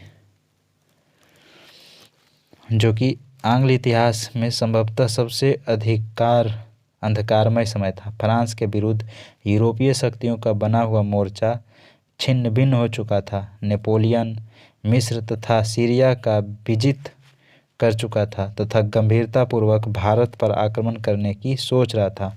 ऐसी परिस्थिति में वेलेस्ली ने भारत में सहायक संधि प्रणाली का प्रयोग किया, जिससे अंग्रेजी सत्ता की श्रेष्ठता स्थापित होगी तथा नेपोलियन भय भी टल गया था। आंग्ल नेपाल युद्ध किसके शासनकाल में हुआ था? तो लॉर्ड हेस्टिंग्स के शासनकाल में हुआ था। आंग्ल नेपाल युद्ध अब किस संधि से हुआ था समाप्त? बताइएगा कमेंट बॉक्स में, बताइएगा क्या सामने आंसर है आगे। नेपाल 1814 से 16 ईस्वी में लॉर्ड हेस्टिंग्स के गवर्नर जनरल का 1813 से 23 में समाप्त हुआ, जो कि 1815 में सुगौली की संधि। ये बीपीएससी में बार बार क्वेश्चन पूछा है, सुगौली की संधि किन के बीच हुई थी? तो सुगौली की संधि 2 दिसंबर 1815 को लेखपद हुई थी, जिसका अनुमोदन 4 मार्च 1816 को किया गया था। अंग्रेजों और नेपाल के बीच में सुगौली की संधि। सुगौली की संधि कब हुई थी? 1815 ईस्वी में, अभी ऊपर देखे हैं। निम्नलिखित में से कौन सा युग में सुमेलित नहीं है? तो हेक्टर मुनरो बक्सर के युद्ध में, सही बात है। बक्सर के युद्ध में हेक्टर मुनरो था। अब आप कमेंट करके बताइएगा कि प्लासी के युद्ध के समय अंग्रेज का नेतृत्व कौन किया था? प्लासी के युद्ध के समय, ये सही है। लॉर्ड हेस्टिंग्स आंग्ल नेपाल युद्ध, लॉर्ड वेलेस्ली चतुर्थ आंग्ल मैसूर युद्ध, और इस तरह से तृतीय आंग्ल में कर्नवालिस, ये गलत है, डी नंबर। अभी ऊपर में देख ही लिए थे, है ना, तो रहने देते हैं। ये वेलेस्ली संधि ये सब बता ही दिए। अब अगला क्वेश्चन देखते हैं। तृतीय आंग्ल मराठा युद्ध किससे संबंधित है? लॉर्ड हेस्टिंग्स से संबंधित है। सर टॉमस मुनरो किन वर्ष में मद्रास के गवर्नर रहे? अब देखिए, टॉमस मुनरो जो है कब रहा था? 1820 से 1827 में टॉमस मुनरो ने मद्रास के गवर्नर रहा था। टॉमस मुनरो के बारे में एक महत्वपूर्ण तथ्य है, उसे जान लीजिए। टॉमस मुनरो 1820 से 27 में मद्रास के गवर्नर रहा और दक्षिण भारत में भू राजस्व वसूली हेतु अस्थायी रैयतबारी व्यवस्था शुरू किया था। इस व्यवस्था के जन्मदाता टॉमस मुनरो और कैप्टन रीड थे, जिन्होंने सर्वप्रथम इसे तमिलनाडु के बारामहल जिले से लागू किया। तत्पश्चात यह व्यवस्था मद्रास, बम्बई के कुछ हिस्से, असम, कुर्ग में लागू किया गया। देखिए, पूछा गया था अभी हाल ही में किसी एग्ज़ाम में, मैंने ये क्वेश्चन देखा था कि रैयतबाड़ी व्यवस्था भारत के किस शहर में लागू हुआ था सबसे पहले? तो ये मद्रास में शुरू हुआ था। कहाँ? मद्रास में। इस बात को याद रखिएगा। और टॉमस मुनरो और कैप्टन रीड इसके संस्थापक। तथा कथित कुशासन के आधार पर किस गवर्नर जनरल ने मैसूर राज्य के प्रशासन को ले लिया था? तो हड़प नीति के तहत नहीं, ये हड़प नीति के तहत नहीं, वो तो अवध को किया गया था ना, लॉर्ड विलियम बेंटिक, मैसूर को। निम्नलिखित बंगाल में गवर्नर जनरल में से कौन सा एक तृतीय आंग्ल मैसूर युद्ध के संबंध में है? तो लॉर्ड कॉर्नवालिस तृतीय आंग्ल मैसूर युद्ध के समय था। आंग्ल मैसूर युद्ध किसके बीच में हुआ था? कमेंट बॉक्स में आंसर दीजिए। और तृतीय आंग्ल मैसूर युद्ध किसके किसके बीच में हुआ था? फटाक से कमेंट बॉक्स में आंसर दीजिए।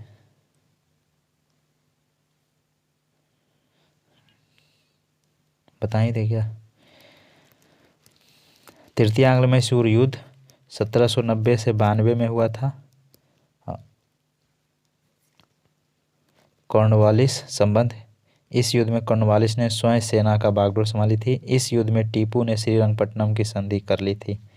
याद कीजिए, बताए थे एमएमएस मद्रास, मैंगलोर और श्रीरंगपट्टनम की संधि।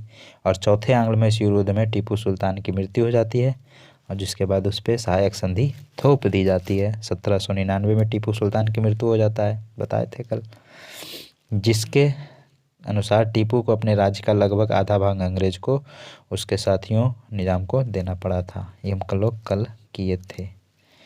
ठगों के दमन में निम्नलिखित में से कौन संबद्ध था? ठगों के दमन कौन किया था?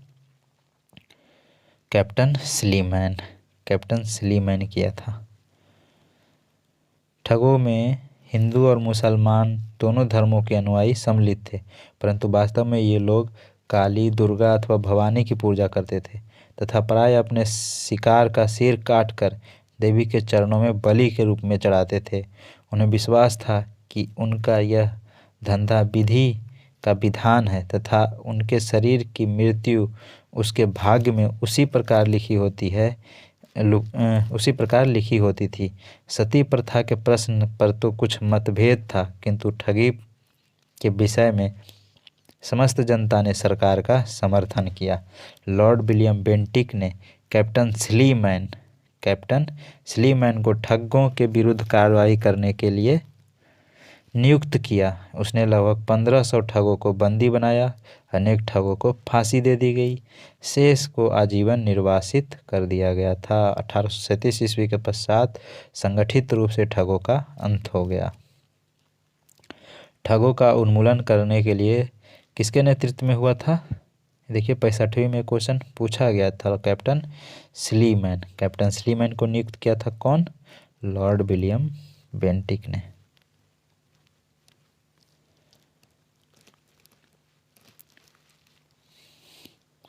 सती प्रथा का पाबंद किसने लगाई?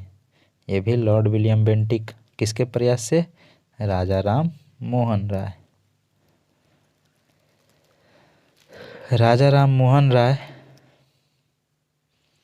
जैसे प्रसिद्ध भारतीय सुधारकों ने विलियम बेंटिक को इस प्रथा को अवैध करने की प्रेरणा दी। बहुत से समकालीन प्रगतिशील समाचार पत्रों ने इसका समर्थन किया और विलियम बेंटिक ने कानून बनाकर सती प्रथा को पूरी तरह से प्रतिबंधित कर दिया। दिसंबर 1829 नियम 17 द्वारा विधवाओं को जलाना अवैध घोषित कर दिया गया। आरंभ में यह कानून केवल बंगाल प्रेसिडेंसी में लागू किया गया। 1830 ईस्वी में यह नियम बम्बई मद्रास प्रेसिडेंसी में भी लागू कर दिया गया था। ठीक है। सती को गैर कानूनी किसने घोषित किया? तो लॉर्ड विलियम बेंटिक ने। अभी ऊपर देखें हम लोग, विलियम बेंटिक द्वारा सती प्रथा किस वर्ष समाप्त की गई थी? 1829 में। लेकिन ये स्टार्टिंग में सिर्फ बंगाल में था। इसमें किस वर्ष बंगाल में दासों के निर्यात पर रोक लगा दी गई? तो बंगालों पे दास का रोक 1789 में बंगाल द्वारा घोषणा की गई कि बंगाल में दासों का निर्यात बंद कर दिया गया। लॉर्ड डलहौजी द्वारा अवध का अंग्रेजी राज्य में विलय निम्न में से किस रीति? तो पता ही है, कुशासन बोला था। अवध में कुशासन के आधार पर अवध को मिलाया गया था। डलहौजी 1848 से 56 तक था। अवध के नवाब वाजिद अली शाह पर कुशासन का आरोप लगाकर 13 फरवरी 1856 को अवध को अंग्रेजी राज्य में मिला लिया। अवध के अतिरिक्त डलहौजी के व्यापकता के सिद्धांत के अंतर्गत सतारा, जो कि पहला राज्य था, जैतपुर एवं संबलपुर, बघात, उदयपुर, झांसी, नागपुर तथा करौली, इन सब राज्यों को वो हड़प नीति के तहत अपने अंग्रेजी विरासत में मिला लिए थे। बघात रियासत का संबंध, बघात रियासत का ब्रिटिश में विलय कब हुआ था? तो 1850 ईस्वी में बघात का विलय हुआ था।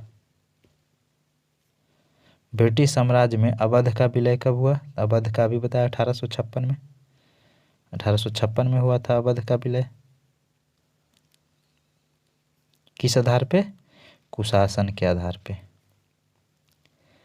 विलय का सिद्धांत के तहत निम्नलिखित राज्यों के विलय पर विचार कीजिए।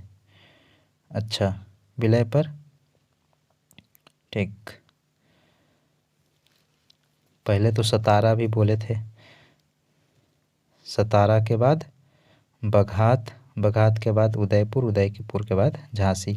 देखिए झांसी को किस आधार पर विलय किया गया था? इसका आंसर आप कमेंट बॉक्स में दीजिए। निम्नलिखित युगों में से कौन सुमेलित है? कौन सुमेलित है?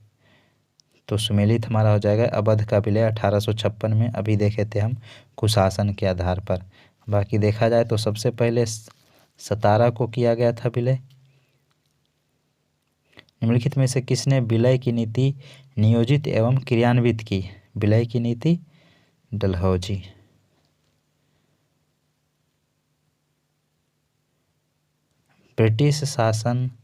ब्रिटिश द्वारा कुशासन का बहाना देकर निम्नलिखित में से किस प्रांतों में से एक किसका शासक हटा दिया था?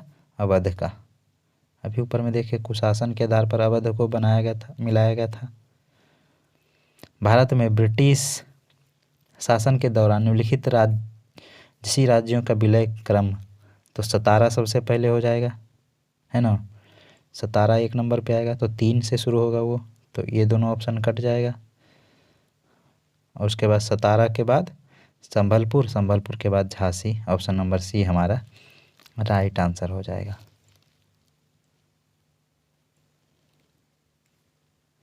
डलहौजी की विलय नीति का प्रथम शिकार कौन हुआ था? सतारा हुआ था, अभी हम लोग देखे थे।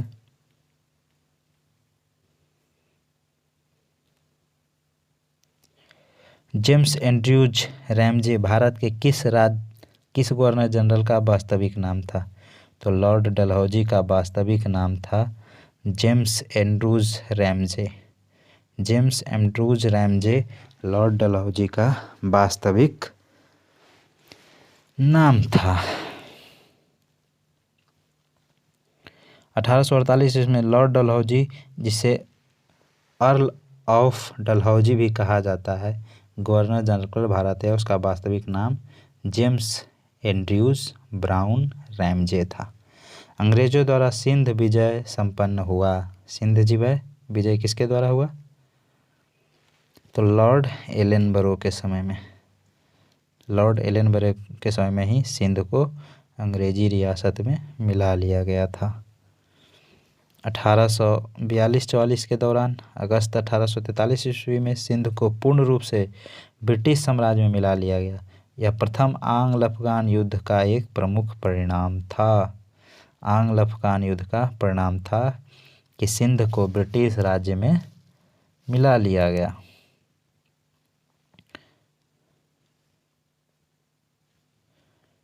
सिंध पर ब्रिटिश में कब्जा कब हुआ? 1843 में, अभी हम देखे थे।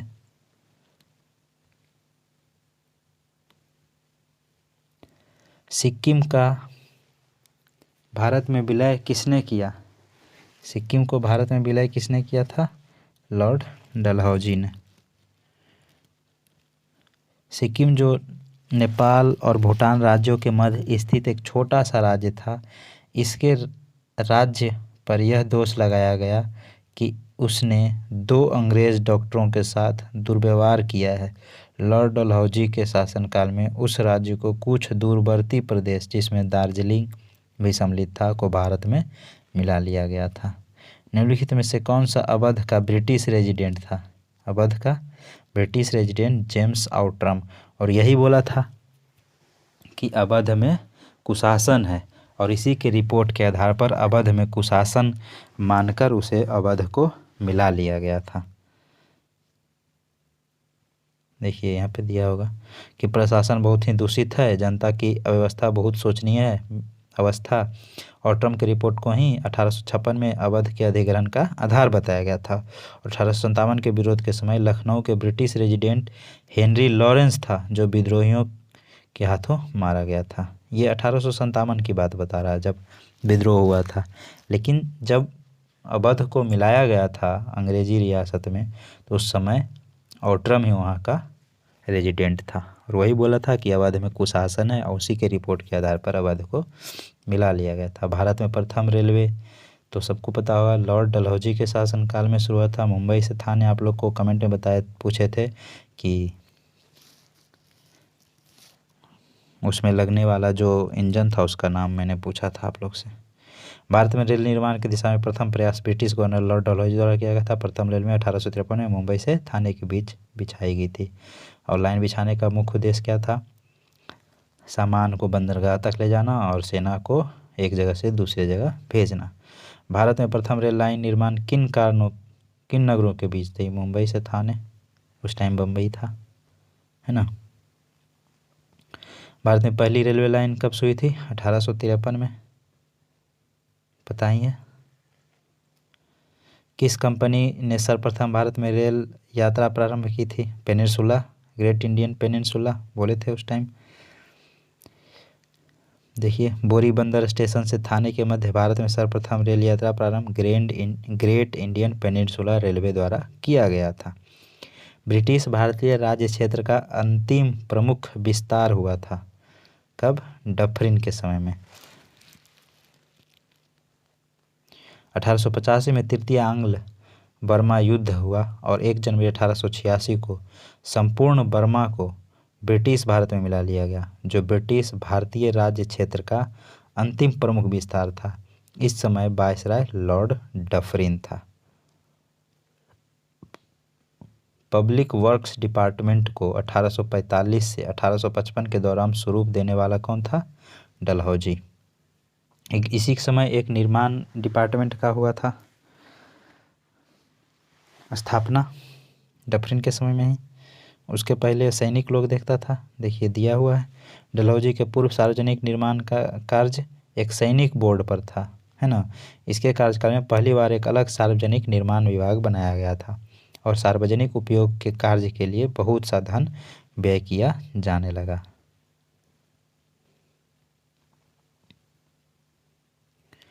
विधवा पुनर्विवाह अधिनियम किसके शासन में क्रियान्वित किया गया था?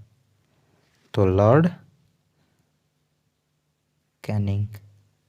विधवा पुनर्विवाह किसके प्रयास से? ईश्वरचंद्र विद्यासागर। ईश्वरचंद्र विद्यासागर के अथक प्रयासों के फलस्वरूप लॉर्ड कैनिंग 28 फरवरी 1856 से 21 मार्च 1862 के समय 26 जुलाई 1856 को विधवा पुनर्विवाह अधिनियम 1856 अधिनियमित हुआ। इस अधिनियम को लॉर्ड डलहौजी के समय प्रारूपित और प्रस्तुत किया गया। इस अधिनियम के नियम 15 के तहत विधवा विवाह को वैध माना गया और उस विवाह से उत्पन्न हुए बालक को भी वैध घोषित किया गया। 1 नवंबर 1858 को महारानी विक्टोरिया का घोषणा पत्र इलाहाबाद में पढ़कर कौन सुनाया था? Lord Canning. 1857 की महान क्रांति सबसे महत्वपूर्ण परिणाम महारानी की उद्घोषणा यह थी कि 1 नवंबर 1858 को इलाहाबाद में हुआ दरबार में भारत के प्रथम वायसराय लॉर्ड कैनिंग द्वारा घोषित किया गया और उसमें यही घोषणा किया गया था कि भारत जो है वो अब ब्रिटिश क्राउन के अधीन है। कंपनी से शासन छीन लिया गया और डायरेक्ट ब्रिटिश क्राउन के अंतर्गत हमारे देश को दे दिया गया था। भारत में कौन एक भारत का प्रथम वायसराय था? प्रथम वायसराय लॉर्ड कैनिंग। उसी घोषणा के बाद 1858 में भारत का प्रथम वायसराय वो बन गया था। और भारत का अंतिम गवर्नर जनरल। 1 नवंबर 1858 को महारानी विक्टोरिया का घोषणा पत्र पढ़कर सुनाया गया था इलाहाबाद में लॉर्ड कैनिंग के द्वारा। अपने पुत्र के स्थान पर दूसरे उत्तराधिकारी को गोद लेने के अधिकार को पुनः स्थापित कब किया गया था?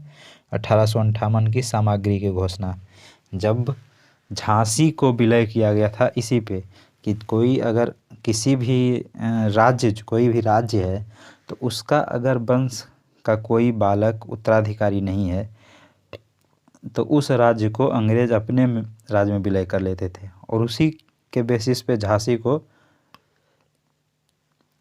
पे कब्जा किया गया था। लेकिन जब 1857 का ये हुआ प्रथम स्वतंत्रता संग्राम, तो उसके बाद जो ये 1858 सामग्री का घोषणा इलाहाबाद में कैनिंग साहब किए थे, तो उसी में फिर से जो है कि गोद लेने की प्रथा को पुनः स्थापित किया गया था।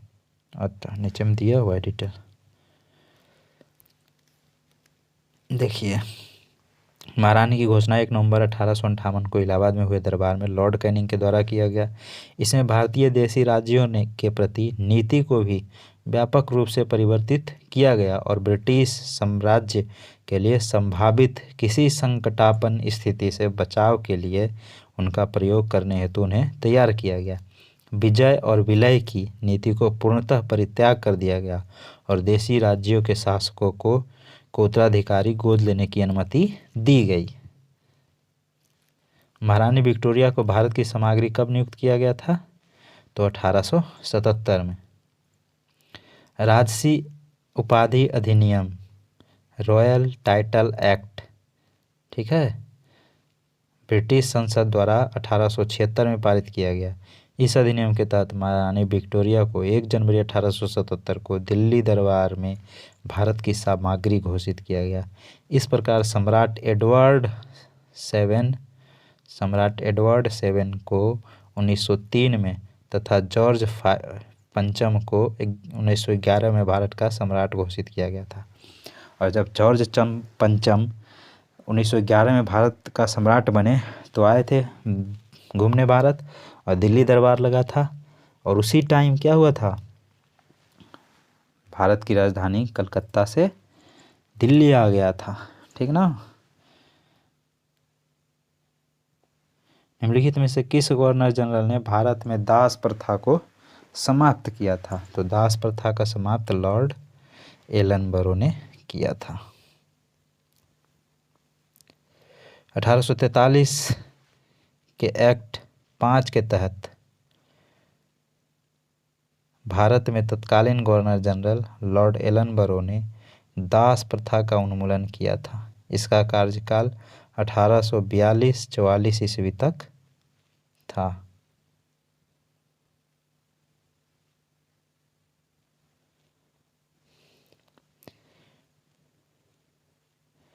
निम्न युग्मों में से कौन सा एक सही सुमेलित?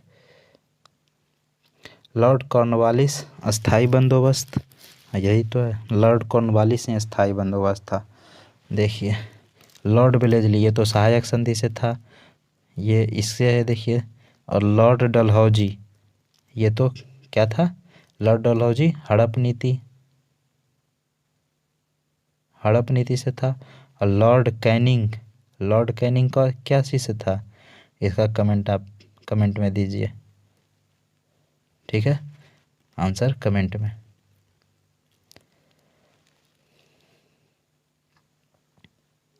आंसर नहीं हम बताएंगे ऊपर देख के।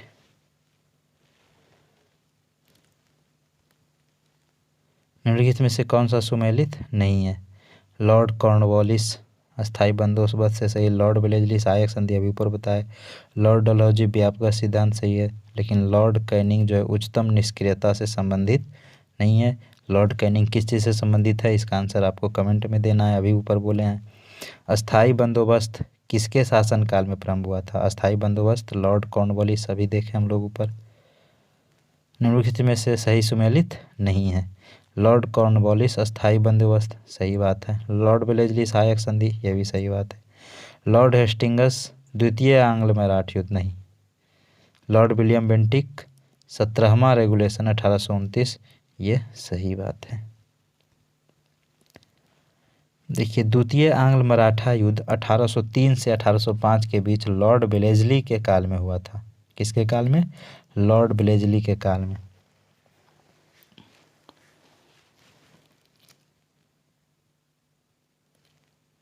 लॉर्ड हेस्टिंगस के काल में तृतीय तथा अंतिम आंग्ल मराठा युद्ध 1877 से 1818 में हुआ था।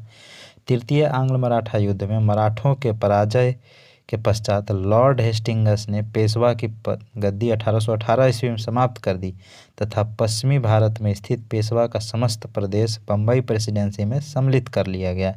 इसके अतिरिक्त कंपनी ने बुंदेलखंड, मालवा तथा शेष भारत, जिन पर पेशवा का प्रभुत्व था, पर राजनीतिक अधिकार कर लिया। ठीक है, पेशवा को कब समाप्त कर दिया गया?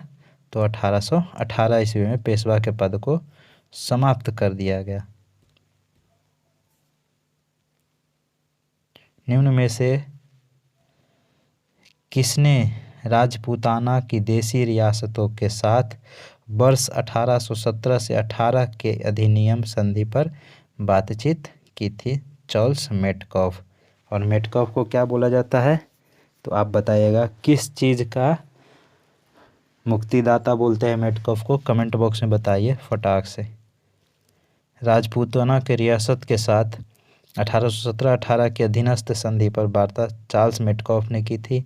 लॉर्ड हेस्टिंगस ने राजपूताना पर ब्रिटिश सर्वोच्च तथा मराठों के पिंडारियों के प्रति राजपूताने की तटस्थता सुनिश्चित करने के लिए दिल्ली की तत्कालीन रेजिडेंट चार्ल्स मेटकॉफ को वार्ताकार बनाया था। निम्नलिखित में से कौन सुमेलित नहीं है?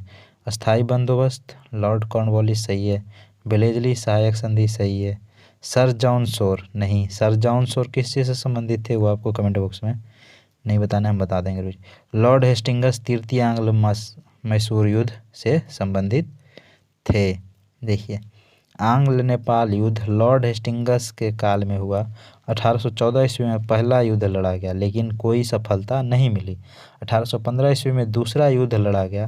कुमायूं में अल्मोड़ा को जीत लिया गया तथा मेजर जनरल ऑक्टरलोनी ने वीर खोरबा सरदार अमर सिंह थापा को मलाव का किला समर्पित करने के लिए विवश किया।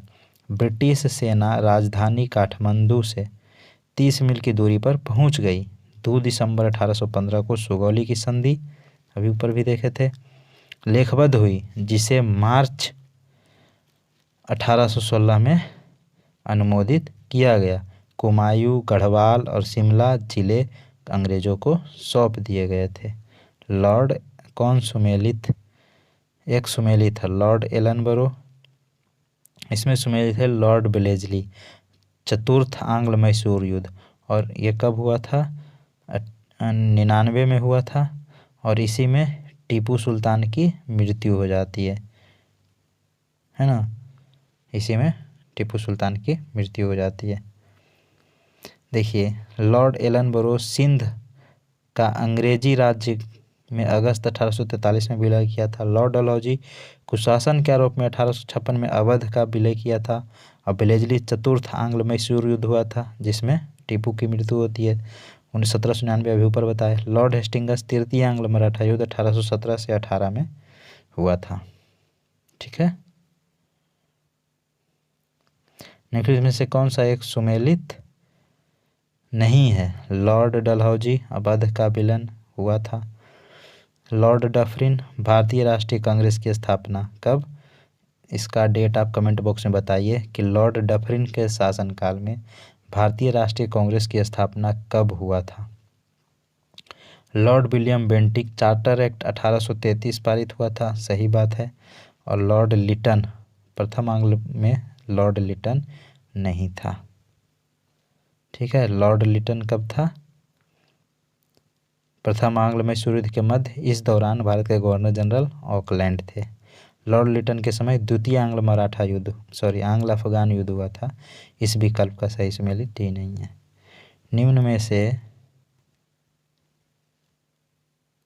निम्न में से कौन चतुराईपूर्ण निष्क्रियता की नीति के साथ जुड़ा हुआ था। तो जॉन लॉरेंस जो है चतुराई पूर्ण निष्क्रियता के नीति के साथ जुड़ा हुआ था। देखिए एक ट्रिक से इसको याद रखते हैं, चतुराई और लॉरेंस, लॉयल चतुराई। जो चतुर लोग होते हैं वो लॉयल नहीं भी हो सकते हैं भाई। चतुराई पूर्ण निष्क्रियता या कुशल अकर्मण्य की नीति, पॉलिसी ऑफ मास्टरली इनएक्टिविटी, आंग्ल अफगान संबंध के संदर्भ में लॉर्ड एलनबरो के काल में प्रारंभ होकर लॉर्ड नॉर्थब्रुक के काल तक चलती रही। इस नीति के प्रायः जॉन लॉरेंस के नाम से विशेष रूप से संबंधित किया जाता है, क्योंकि इसके वायसराय काल 1864-1869 ईस्वी में इस नीति के अनुसार इस करने का स्पष्ट अवसर मिला और इस नीति की रूपरेखा स्पष्ट रूप से निश्चित की गई। भारत में अंग्रेज के समय में प्रथम जनगणना हुई थी। तो जानते हैं लॉर्ड मेयो कब हुआ था? तो 1872। और लॉर्ड मेयो की हत्या कहाँ हो जाता है? अंडमान निकोबार द्वीप समूह में एक कैदी कर देता है। ठीक है, 1872 में हुआ था। रिपन के कार्यकाल में नियमित, 1881 में नियमित रूप से। वह कौन व्यक्ति था जिसने भारत में पहली बार जनगणना करवाई थी? तो लॉर्ड मेयो, और इसकी मृत्यु पोर्ट ब्लेयर में हुआ था।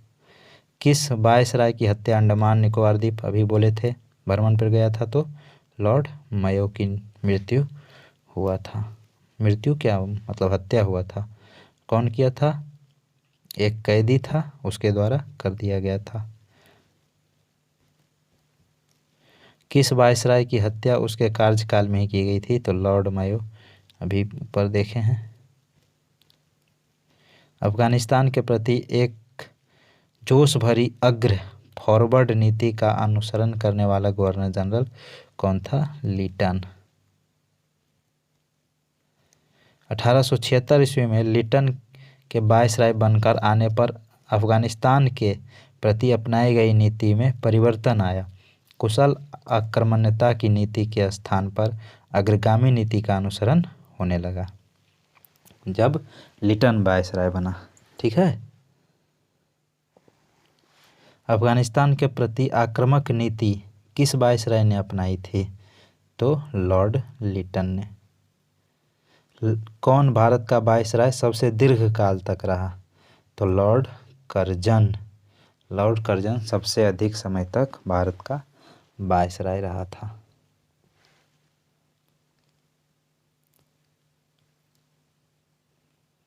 देखिए लॉर्ड कर्जन 7 साल तक रहा, 1899 से 1905।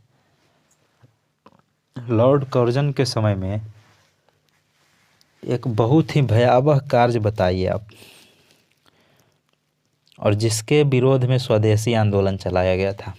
आप कमेंट बॉक्स में बताइए कि लॉर्ड कर्जन के समय में वह कौन सा कार्य था जिसके विरोध में स्वदेशी आंदोलन चलाया गया था। लॉर्ड डफरी 1884 से 1888 4 वर्ष में, लॉर्ड हार्डिंग 1910 से 1916 6 वर्ष, लॉर्ड मेयो 1869 से 72 3 साल। और उसके बाद तो मेयो साहब की हत्या कर दी जाती है अंडमान में। भारत में स्थानीय स्वायत्ती शासन 1882 में सशक्त की गई। स्थानीय स्वशासन का जनक लॉर्ड रिपन। 1880 में इंग्लैंड में ग्लैडस्टन के नेतृत्व में उदारवादी दल सत्ता में आया। ग्लैडस्टन यूरोप में स्वतंत्रता का समर्थक था। उसने अपनी भारत के प्रति नीति का इन शब्दों में वर्णन किया: हमारा भारत में रहने का अधिकार एक तर्क पर है कि हमारा वहाँ रहना भारतीयों के लिए हितकर है, और साथ ही यह भी कि भारतीय यह अनुभव करें कि यह हितकर है। इस दौरान रिपन को वायसराय पद के लिए चुना गया। संभवतः रिपन के कार्यकाल का सबसे महत्वपूर्ण कार्य स्थानीय स्वशासन पर सरकारी प्रस्ताव था।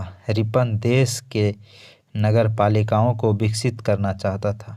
इसके अनुसार इन्हीं से देश की राजनीतिक शिक्षा आरंभ होती है। इस प्रस्ताव के तहत ग्रामीण प्रदेशों में स्थानीय बोर्डों की स्थापना की गई। प्रत्येक जिले में जिला उपाधि विभाग, तालुका, तहसील बोर्ड बनाने की आज्ञा हुई। नगरों में नगर पालिकाएँ स्थापित की गई। इन स्थानीय संस्थाओं को निश्चित कार्य तथा आय के साधन दिए गए। ठीक है। भारत में स्थानीय स्वायत्ता शासन किसने प्रस्तावित किया था? तो लॉर्ड रिपन।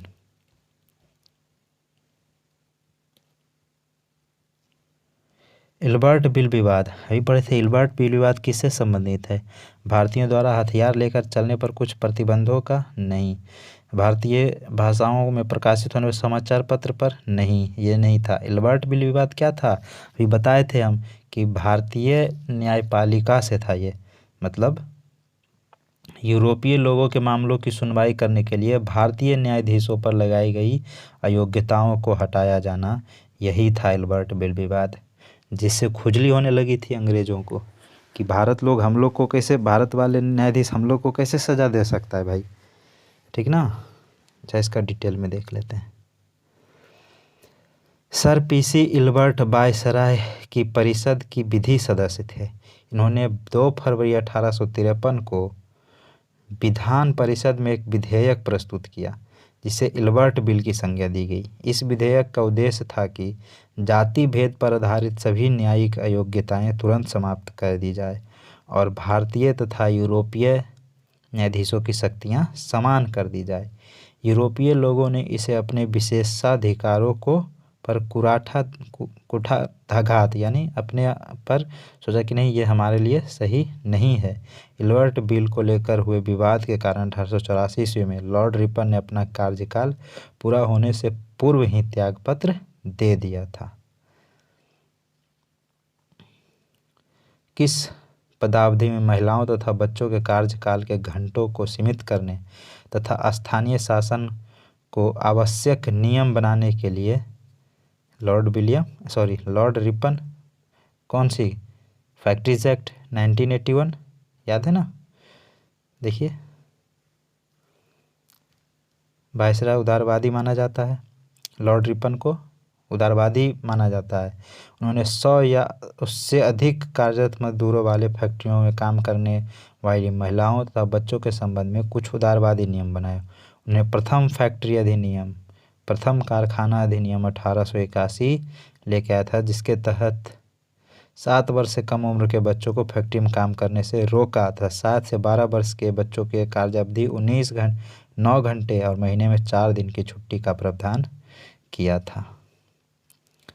निम्नलिखित में से कथनों पर विचार कीजिए। फैक्ट्री एक्ट 1881 औद्योगिक कामगारों की मजदूरी नियत करने के लिए और कामगारों को मजदूर संघ बनाने देने के लिए पारित किया गया था। नहीं, ये मजदूरों को संघ बनाने के लिए नहीं पारित किया गया था और ना ही मजदूरी नियत करने के लिए किया गया था। जबकि 1881 का जो अधिनियम था फैक्ट्रीज एक्ट का, उसका मुख्य उद्देश्य था बच्चों को और महिलाओं के काम को नियमित करना। बच्चों के लिए जो 7 से 12 वर्ष के बच्चे थे उनके लिए 9 घंटे काम करना था और महीने में 4 दिन की छुट्टी, ये नियत किया गया था। एनएम लोखंडे ब्रिटिश भारत में मजदूर आंदोलन संगठित करने के अग्रणी माने जाते हैं। एनएम लोखंडे को ये मजदूरों के आंदोलन का पितामह बोला जाता है। एनएम लोखंडे मजदूर यूनियन के। देखिए, प्रथम कारखाना अधिनियम 1891, परंतु यह अधिनियम अपर्याप्त मापदंड जैसा साबित हुआ। इसमें केवल ऐसे मजदूर जो बच्चे थे उन्हीं की सुरक्षा से संबंधित प्रावधान बनाया गया था।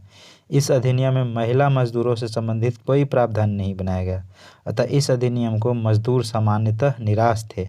एनएम लोखंडे नारायण मेघजी लोखंडे भारत में मजदूर आंदोलन संगठित करने में अग्रगामी थे। 19वीं शताब्दी में वे न केवल हथकरघा एवं कपड़े के मिल के मजदूरों की दयनीय स्थिति में सुधार लाने के लिए याद किए जाते हैं, बल्कि जाति एवं संप्रदाय जैसे मुद्दों पर भी उन्होंने साहसिक पहल की। अतः केवल कथन सत्य दो है।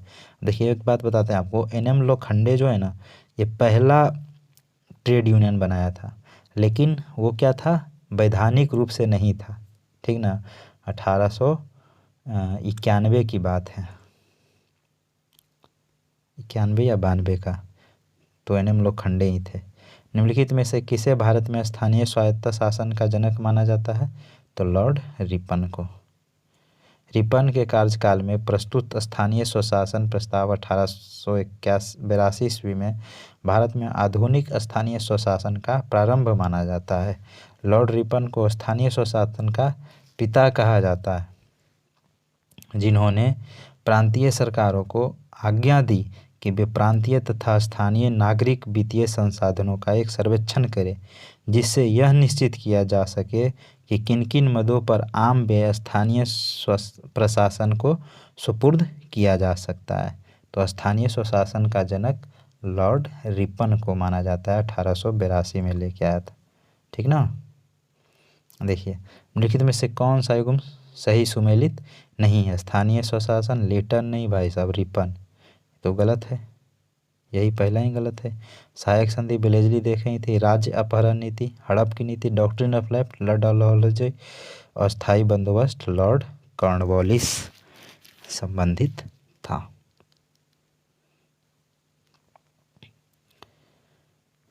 सूची 1 को सूची 2 से। चलिए देखिए, क्लाइव बंगाल में दोहरा शासन, बेंटिक मेटकॉफ प्रेस के मुक्तिदाता बोलते हैं इसको। लॉर्ड कर्जन के समय बंगाल विभाजन हुआ था और बेंटिक अंग्रेजी शिक्षा लेके आया था। इसको अंग्रेजी शिक्षा लेके आया था कौन? Sorry Bentinck. ठीक ना। देखिए क्लाइव क्या था? बंगाल में दोहरा शासन, और हटाया कौन था इसको? वॉरेन हेस्टिंग्स के कब हटाया था? 72 में। ठीक ना। और चार्ल्स मेटकॉफ प्रेस के मुक्तिदाता बोला जाता है।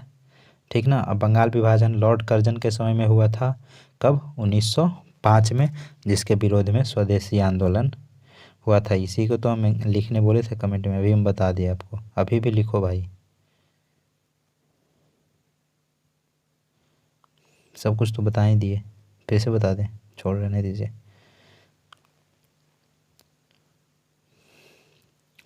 देखिए लॉर्ड डलहौजी, अभी कितना बार एक ही क्वेश्चन को पूछा है। देखिए लॉर्ड डलहौजी व्यापक सिद्धांत, लॉर्ड विलियम बेंटिक कौन थे? सती प्रथा। ठीक है। लॉर्ड रिपन स्थानीय स्वशासन, और लॉर्ड कर्जन बंगाल विभाजन। ठीक है, चलते हैं आगे। इस तरह से ऑप्शन ए हमारा सही हो जाएगा।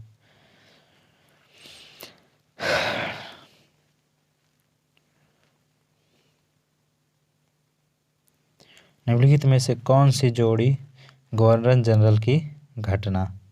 अच्छा ये पूछ रहा है बेलेजली। देखिए सुमेलित पूछ रहा है ना।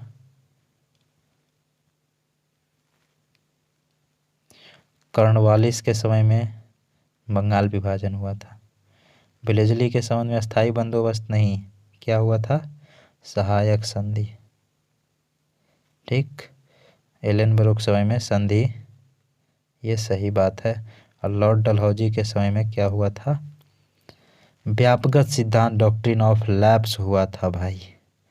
भारतीय पुरातत्व सर्वेक्षण की स्थापना किसके काल में हुआ था? तो लॉर्ड कर्जन के काल में हुआ था। और अलेक्जेंडर कनिंघम कौन थे? इसके हेड थे। चलिए इसको बताते हैं। भारत में पुरातात्विक सर्वेक्षण संबंधी प्रयास 1784 में कलकत्ता में विलियम जोन्स द्वारा एशियाटिक सोसाइटी की स्थापना के साथ प्रारंभ हुआ था। 1861 में लॉर्ड कैनिंग द्वारा अलेक्जेंडर कनिंघम को प्रथम पुरातात्विक सर्वेक्षण नियुक्त किया गया था। 1871 ईस्वी में पुरातात्विक सर्वेक्षण के लिए सरकार में अलग विभाग बनाया गया। लॉर्ड कर्जन के कार्यकाल 1899 से 1905 के दौरान वर्ष 1901 में भारतीय पुरातत्व सर्वेक्षण की एकीकृत एवं केंद्रीकृत स्वरूप देते हुए सर जॉन मार्शल को इसका नया महानिदेशक नियुक्त किया गया था। भारतीय पुरातत्व सर्वेक्षण की स्थापना हुई थी लॉर्ड कर्जन के काल में। निम्नलिखित में से किसने पुरातात्विक सर्वेक्षण विभाग की स्थापना की थी? Lord Curzon. नहीं, स्थापना तो कोई और किया था ना, governor general Earl of Mayo, Duke of Argyll secretary of state थे। अर्गिल के सुझाव पर ही पुरातत्व विभाग बनाया गया था। दिए गए विकल्पों में से मेयो या अर्गिल किसी का नाम न होने के कारण, ठीक है, कर्जन के समय में तो उसको अस्थायी रूप से बनाया गया था। प्राचीन स्मारक संरक्षण एक्ट किस गवर्नर जनरल के कार्यकाल में पारित हुआ? तो लॉर्ड कर्जन के कार्यकाल में। प्राचीन संरक्षण अधिनियम 1904 के द्वारा लॉर्ड कर्जन ने भारत में पहली बार ऐतिहासिक स्मारकों की सुरक्षा एवं मरम्मत की ओर ध्यान देते हुए 50,000 पाउंड की धनराशि का आवंटन किया था। भारत में कर्जन के शासन की तुलना औरंगजेब से किसने की थी? तो जी.के. गोखले, गोपाल कृष्ण गोखले ने कर्जन के शासनकाल को औरंगजेब से तुलना किया था। गोपाल कृष्ण गोखले किनके गुरु हैं? कैप्टन बताइए कमेंट में। किस महान भारत के लीडर के गुरुजी थे गोपाल कृष्ण गोखले? जल्दी से बताइए। लॉर्ड कर्जन ने अपने वायसराय काल 1899 से 1905 ईस्वी में भारतीय जनमानस की आकांक्षाओं की पूर्णतः अवहेलना करते हुए भारत में ब्रिटिश शासन को सुदृढ़ करने का प्रयास किया। गोपाल कृष्ण गोखले ने कर्जन की प्रशासन की तुलना मुगल सम्राट औरंगजेब से की थी। इंपीरियल कैडेट कॉर्प्स की स्थापना लॉर्ड कर्जन के द्वारा किया गया था। लॉर्ड कर्जन 1901 में इंपीरियल कैडेट कॉर्प्स की स्थापना की। इसका उद्देश्य देशीय नरेशों के राजकुमारों एवं सामंतों के पुत्रों को सैनिक शिक्षा का प्रबंध करना था। भारत में ब्रिटिश साम्राज्य के दौरान निम्नलिखित वायसरायों पर विचार कीजिए। क्या विचार है? पदावधि के कार्यक्रम ने देखिए।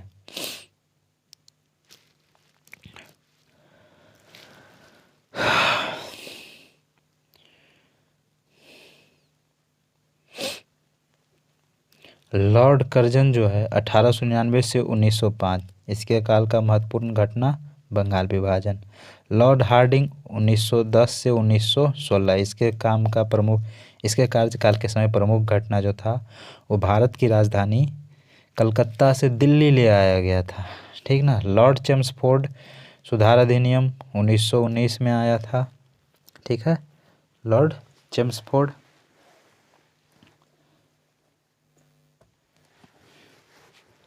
और लॉर्ड इरविन 1926 से 31, इनके बीच में गांधी इरविन समझौता जो गांधी जी के समय में हुआ था। सबका एक्स्ट्रा फैक्ट भी हम आपको बता दिए।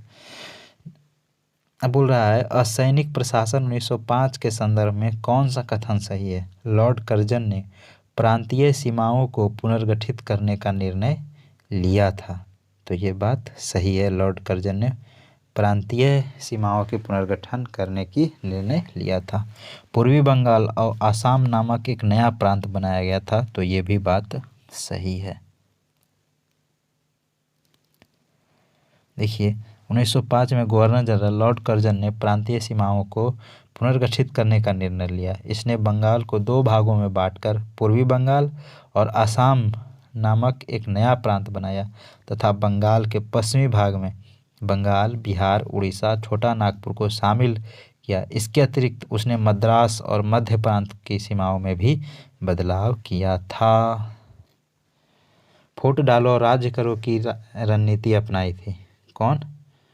देखिए कर्जन भी और लॉर्ड मिंटो भी, ये दोनों फूट डालो और राज करो की नीति अपनाई थी। और देखिए जब कर्जन हटा वायसराय के पद से तो मिंटो बना, ठीक ना। और इसी के समय में मिंटो के समय में ही आया था कौन, ये मुस्लिम लोगों के लिए पृथक निर्वाचन। और ये क्या है, पूरी तरह से फूट डालने का ही काम था। वहीं से हिंदू और मुस्लिम एक दूसरे के प्रति असंतोष की भावना का जन्म देने वाला लॉर्ड मिंटो ही था। और मिंटो ही था जिसने मुसलमानों के लिए पृथक निर्वाचन केंद्र शुरू करके पाकिस्तान की नींव यही रख दिया था वहीं पे। देखिए फूट डालो और राज्य करो की रणनीति लॉर्ड कर्जन और मिंटो दोनों ने अपनाई थी। इसकी नीति के तहत मिंटो ने पृथक निर्वाचन प्रणाली, जैसा कि हम बताए, प्रोत्साहित किया। लॉर्ड कर्जन के शासनकाल में ब्रिटिश सरकार ने स्पष्ट रूप से मुस्लिम समर्थक और हिंदू विरोधी नीति अपनाई। इस नीति के प्रतीक के रूप में 1905 में बंगाल विभाजन किया। बंग भंग का उद्देश्य प्रशासन की सुविधा उत्पन्न करना नहीं था, जैसा दावा किया गया। देखिए बंगाल को इसलिए इस नाम पे बांटा था लॉर्ड कर्जन ने कि हमें प्रशासन ठीक से नहीं कर पा रहे हैं, इसलिए हम इस राज्य को छोटा कर देते हैं ताकि हमें प्रशासन वहाँ का देखने में आसानी हो। लेकिन उसका मुख्य उद्देश्य वो नहीं था, बल्कि उसे अलग करना था हिंदू और मुस्लिम को। बल्कि उनके दो स्पष्ट उद्देश्य थे, एक हिंदू मुस्लिम को लड़ाना और दूसरा नवजागृह बंगाल को चोट पहुंचाना। ठीक है, मुझे विश्वास है कि कांग्रेस अपने विनाश के तरफ जा रही है। ठीक है, और मेरी यह बड़ी इच्छा भारत में रहते होगी कि इसके शांति प्रिय निधन के लिए उसका सहायक बनो। यह किसने कहा था, तो लॉर्ड कर्जन। वास्तव में लॉर्ड कर्जन बोला था ना कि जो कांग्रेस है वो लड़खड़ाते हुए अपने विनाश की ओर जा रहा है, ये बोला था वास्तव में। और मेरा यह दिली ख्वाहिश है कि मैं आराम से उसे मरते हुए देखूं, ऐसा कुछ बोला था लॉर्ड कर्जन ने।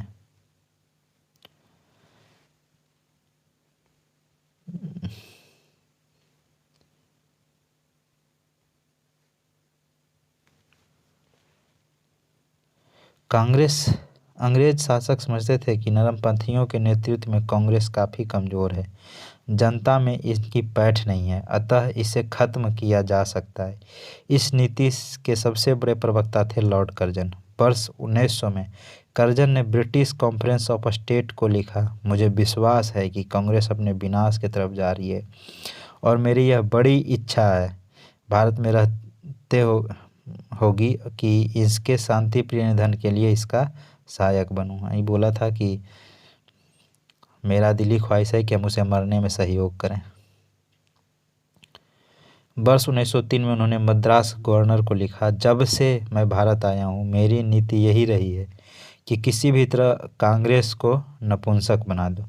कर्जन ने कांग्रेस अध्यक्ष के नेतृत्व में प्रतिनिधिमंडल से मिलने से इनकार कर दिया था। इनमें से किस गवर्नर जनरल ने सबसे पहले पृथक निर्वाचन मंडल की व्यवस्था मुसलमानों को जीतने व उन्हें कांग्रेस के विरुद्ध करने के लिए इस्तेमाल किया था, तो उसने किया था लॉर्ड मिंटो ने। और बताइए मुस्लिम लीग का स्थापना कब हुआ था, मुस्लिम लीग का स्थापना कब हुआ था, ये आप कमेंट बॉक्स में बोलिएगा। नवंबर 1905 में लॉर्ड कर्जन के स्थान पर लॉर्ड मिंटो को भारत का वायसराय नियुक्त किया गया तथा जॉन मॉर्ले को भारत सचिव नियुक्त किया गया। इनके द्वारा किए गए सुधारों को मार्ले मिंटो सुधार 1909 के नाम से जाना जाता है। इस अधिनियम के द्वारा मुसलमानों के लिए पहली बार पृथक मताधिकार तथा पृथक निर्वाचन क्षेत्र की स्थापना की गई। इसका उद्देश्य मुसलमानों को कांग्रेस के विरुद्ध करना था। देखिए जो भी हम आंसर बोलते हैं ना कमेंट में, उसे बोलिए, इससे आपका ना वो समझिए वो क्वेश्चन आपका पुख्ता हो जाएगा, उसे फिर आप कभी नहीं भूलिएगा। तो कमेंट में हम जिसका आंसर बोलते हैं ना वो बहुत ही इंपॉर्टेंट होता है और बहुत ही हाईलाइटेड क्वेश्चन होता है, लगभग सबको पता होता है, तो उसका आंसर कमेंट में ज़रूर बताइए। निम्नलिखित में से कौन भारत का एकमात्र यहूदी वायसराय था? तो लॉर्ड रीडिंग। लॉर्ड रीडिंग एकमात्र यहूदी वायसराय था भारत का। लॉर्ड रीडिंग 1921 से 1926 ईस्वी था। इसी के समय चौरी चौरा कांड, स्वराज पार्टी का गठन और रॉलेट एक्ट निरस्त हुआ था।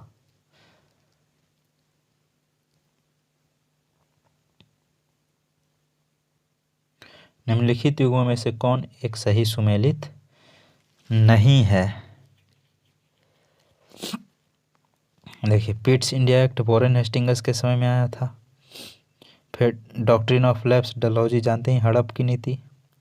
वर्नाकुलर प्रेस एक्ट कर्जन के समय में नहीं हुआ था, जबकि इल्बर्ट बिल विवाद रिबन के समय हुआ था। और इसी विवाद के कारण रिपन जो है त्याग पत्र दे देता है।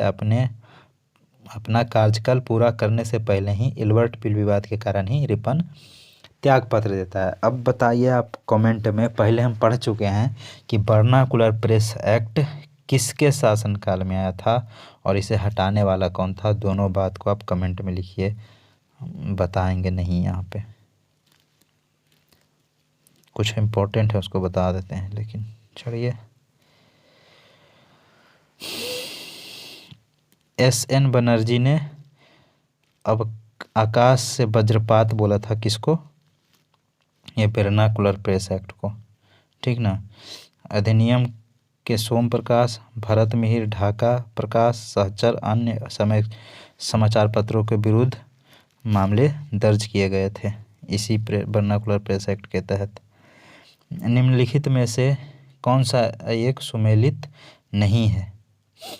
सुमेलित नहीं है, देखिए, ठगी प्रथा का दमन विलियम बेंटिक के समय में, और इसी के समय में सती प्रथा का अंत हुआ था। इल्बर्ट बिल विवाद रिपन, इल्बर्ट बिल विवाद किस चीज़ से था? न्यायाधीश से, ठीक ना।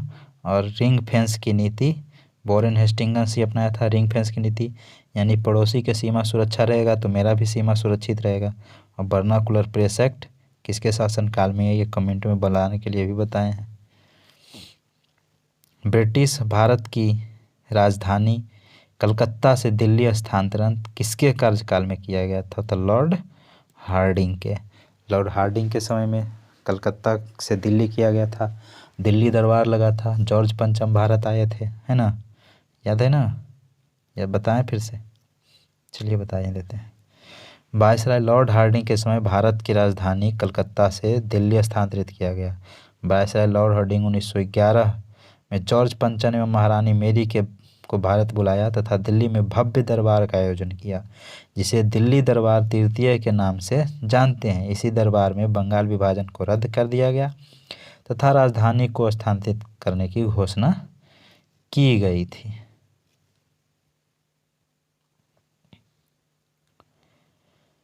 सही जोड़े को मिलान करें।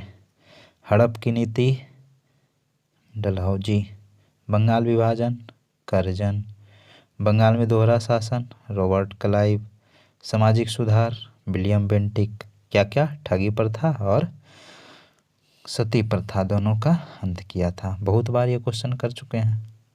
ठीक है फ्रेंड्स, आज इतना ही रहने देते हैं, बाकी कल फिर से लेके आएंगे। तो जितना चीज़ मैंने बताया है उसको ध्यान से याद कर लीजिए, और जो भी मैंने क्वेश्चन बोला है कमेंट बॉक्स में बोलने उसको ज़रूर बताइए। और फिर मिलते हैं कल, तो पूरा देखिए और इसको अपने दोस्तों से भी शेयर कीजिए, सारे एग्ज़ाम के लिए हेल्पफुल है। सभी क्वेश्चन पूछा हुआ क्वेश्चन है, देख ही रहे हैं आप इसमें सारा कुछ। तो ठीक है, मिलते हैं फिर कल। जय हिंद।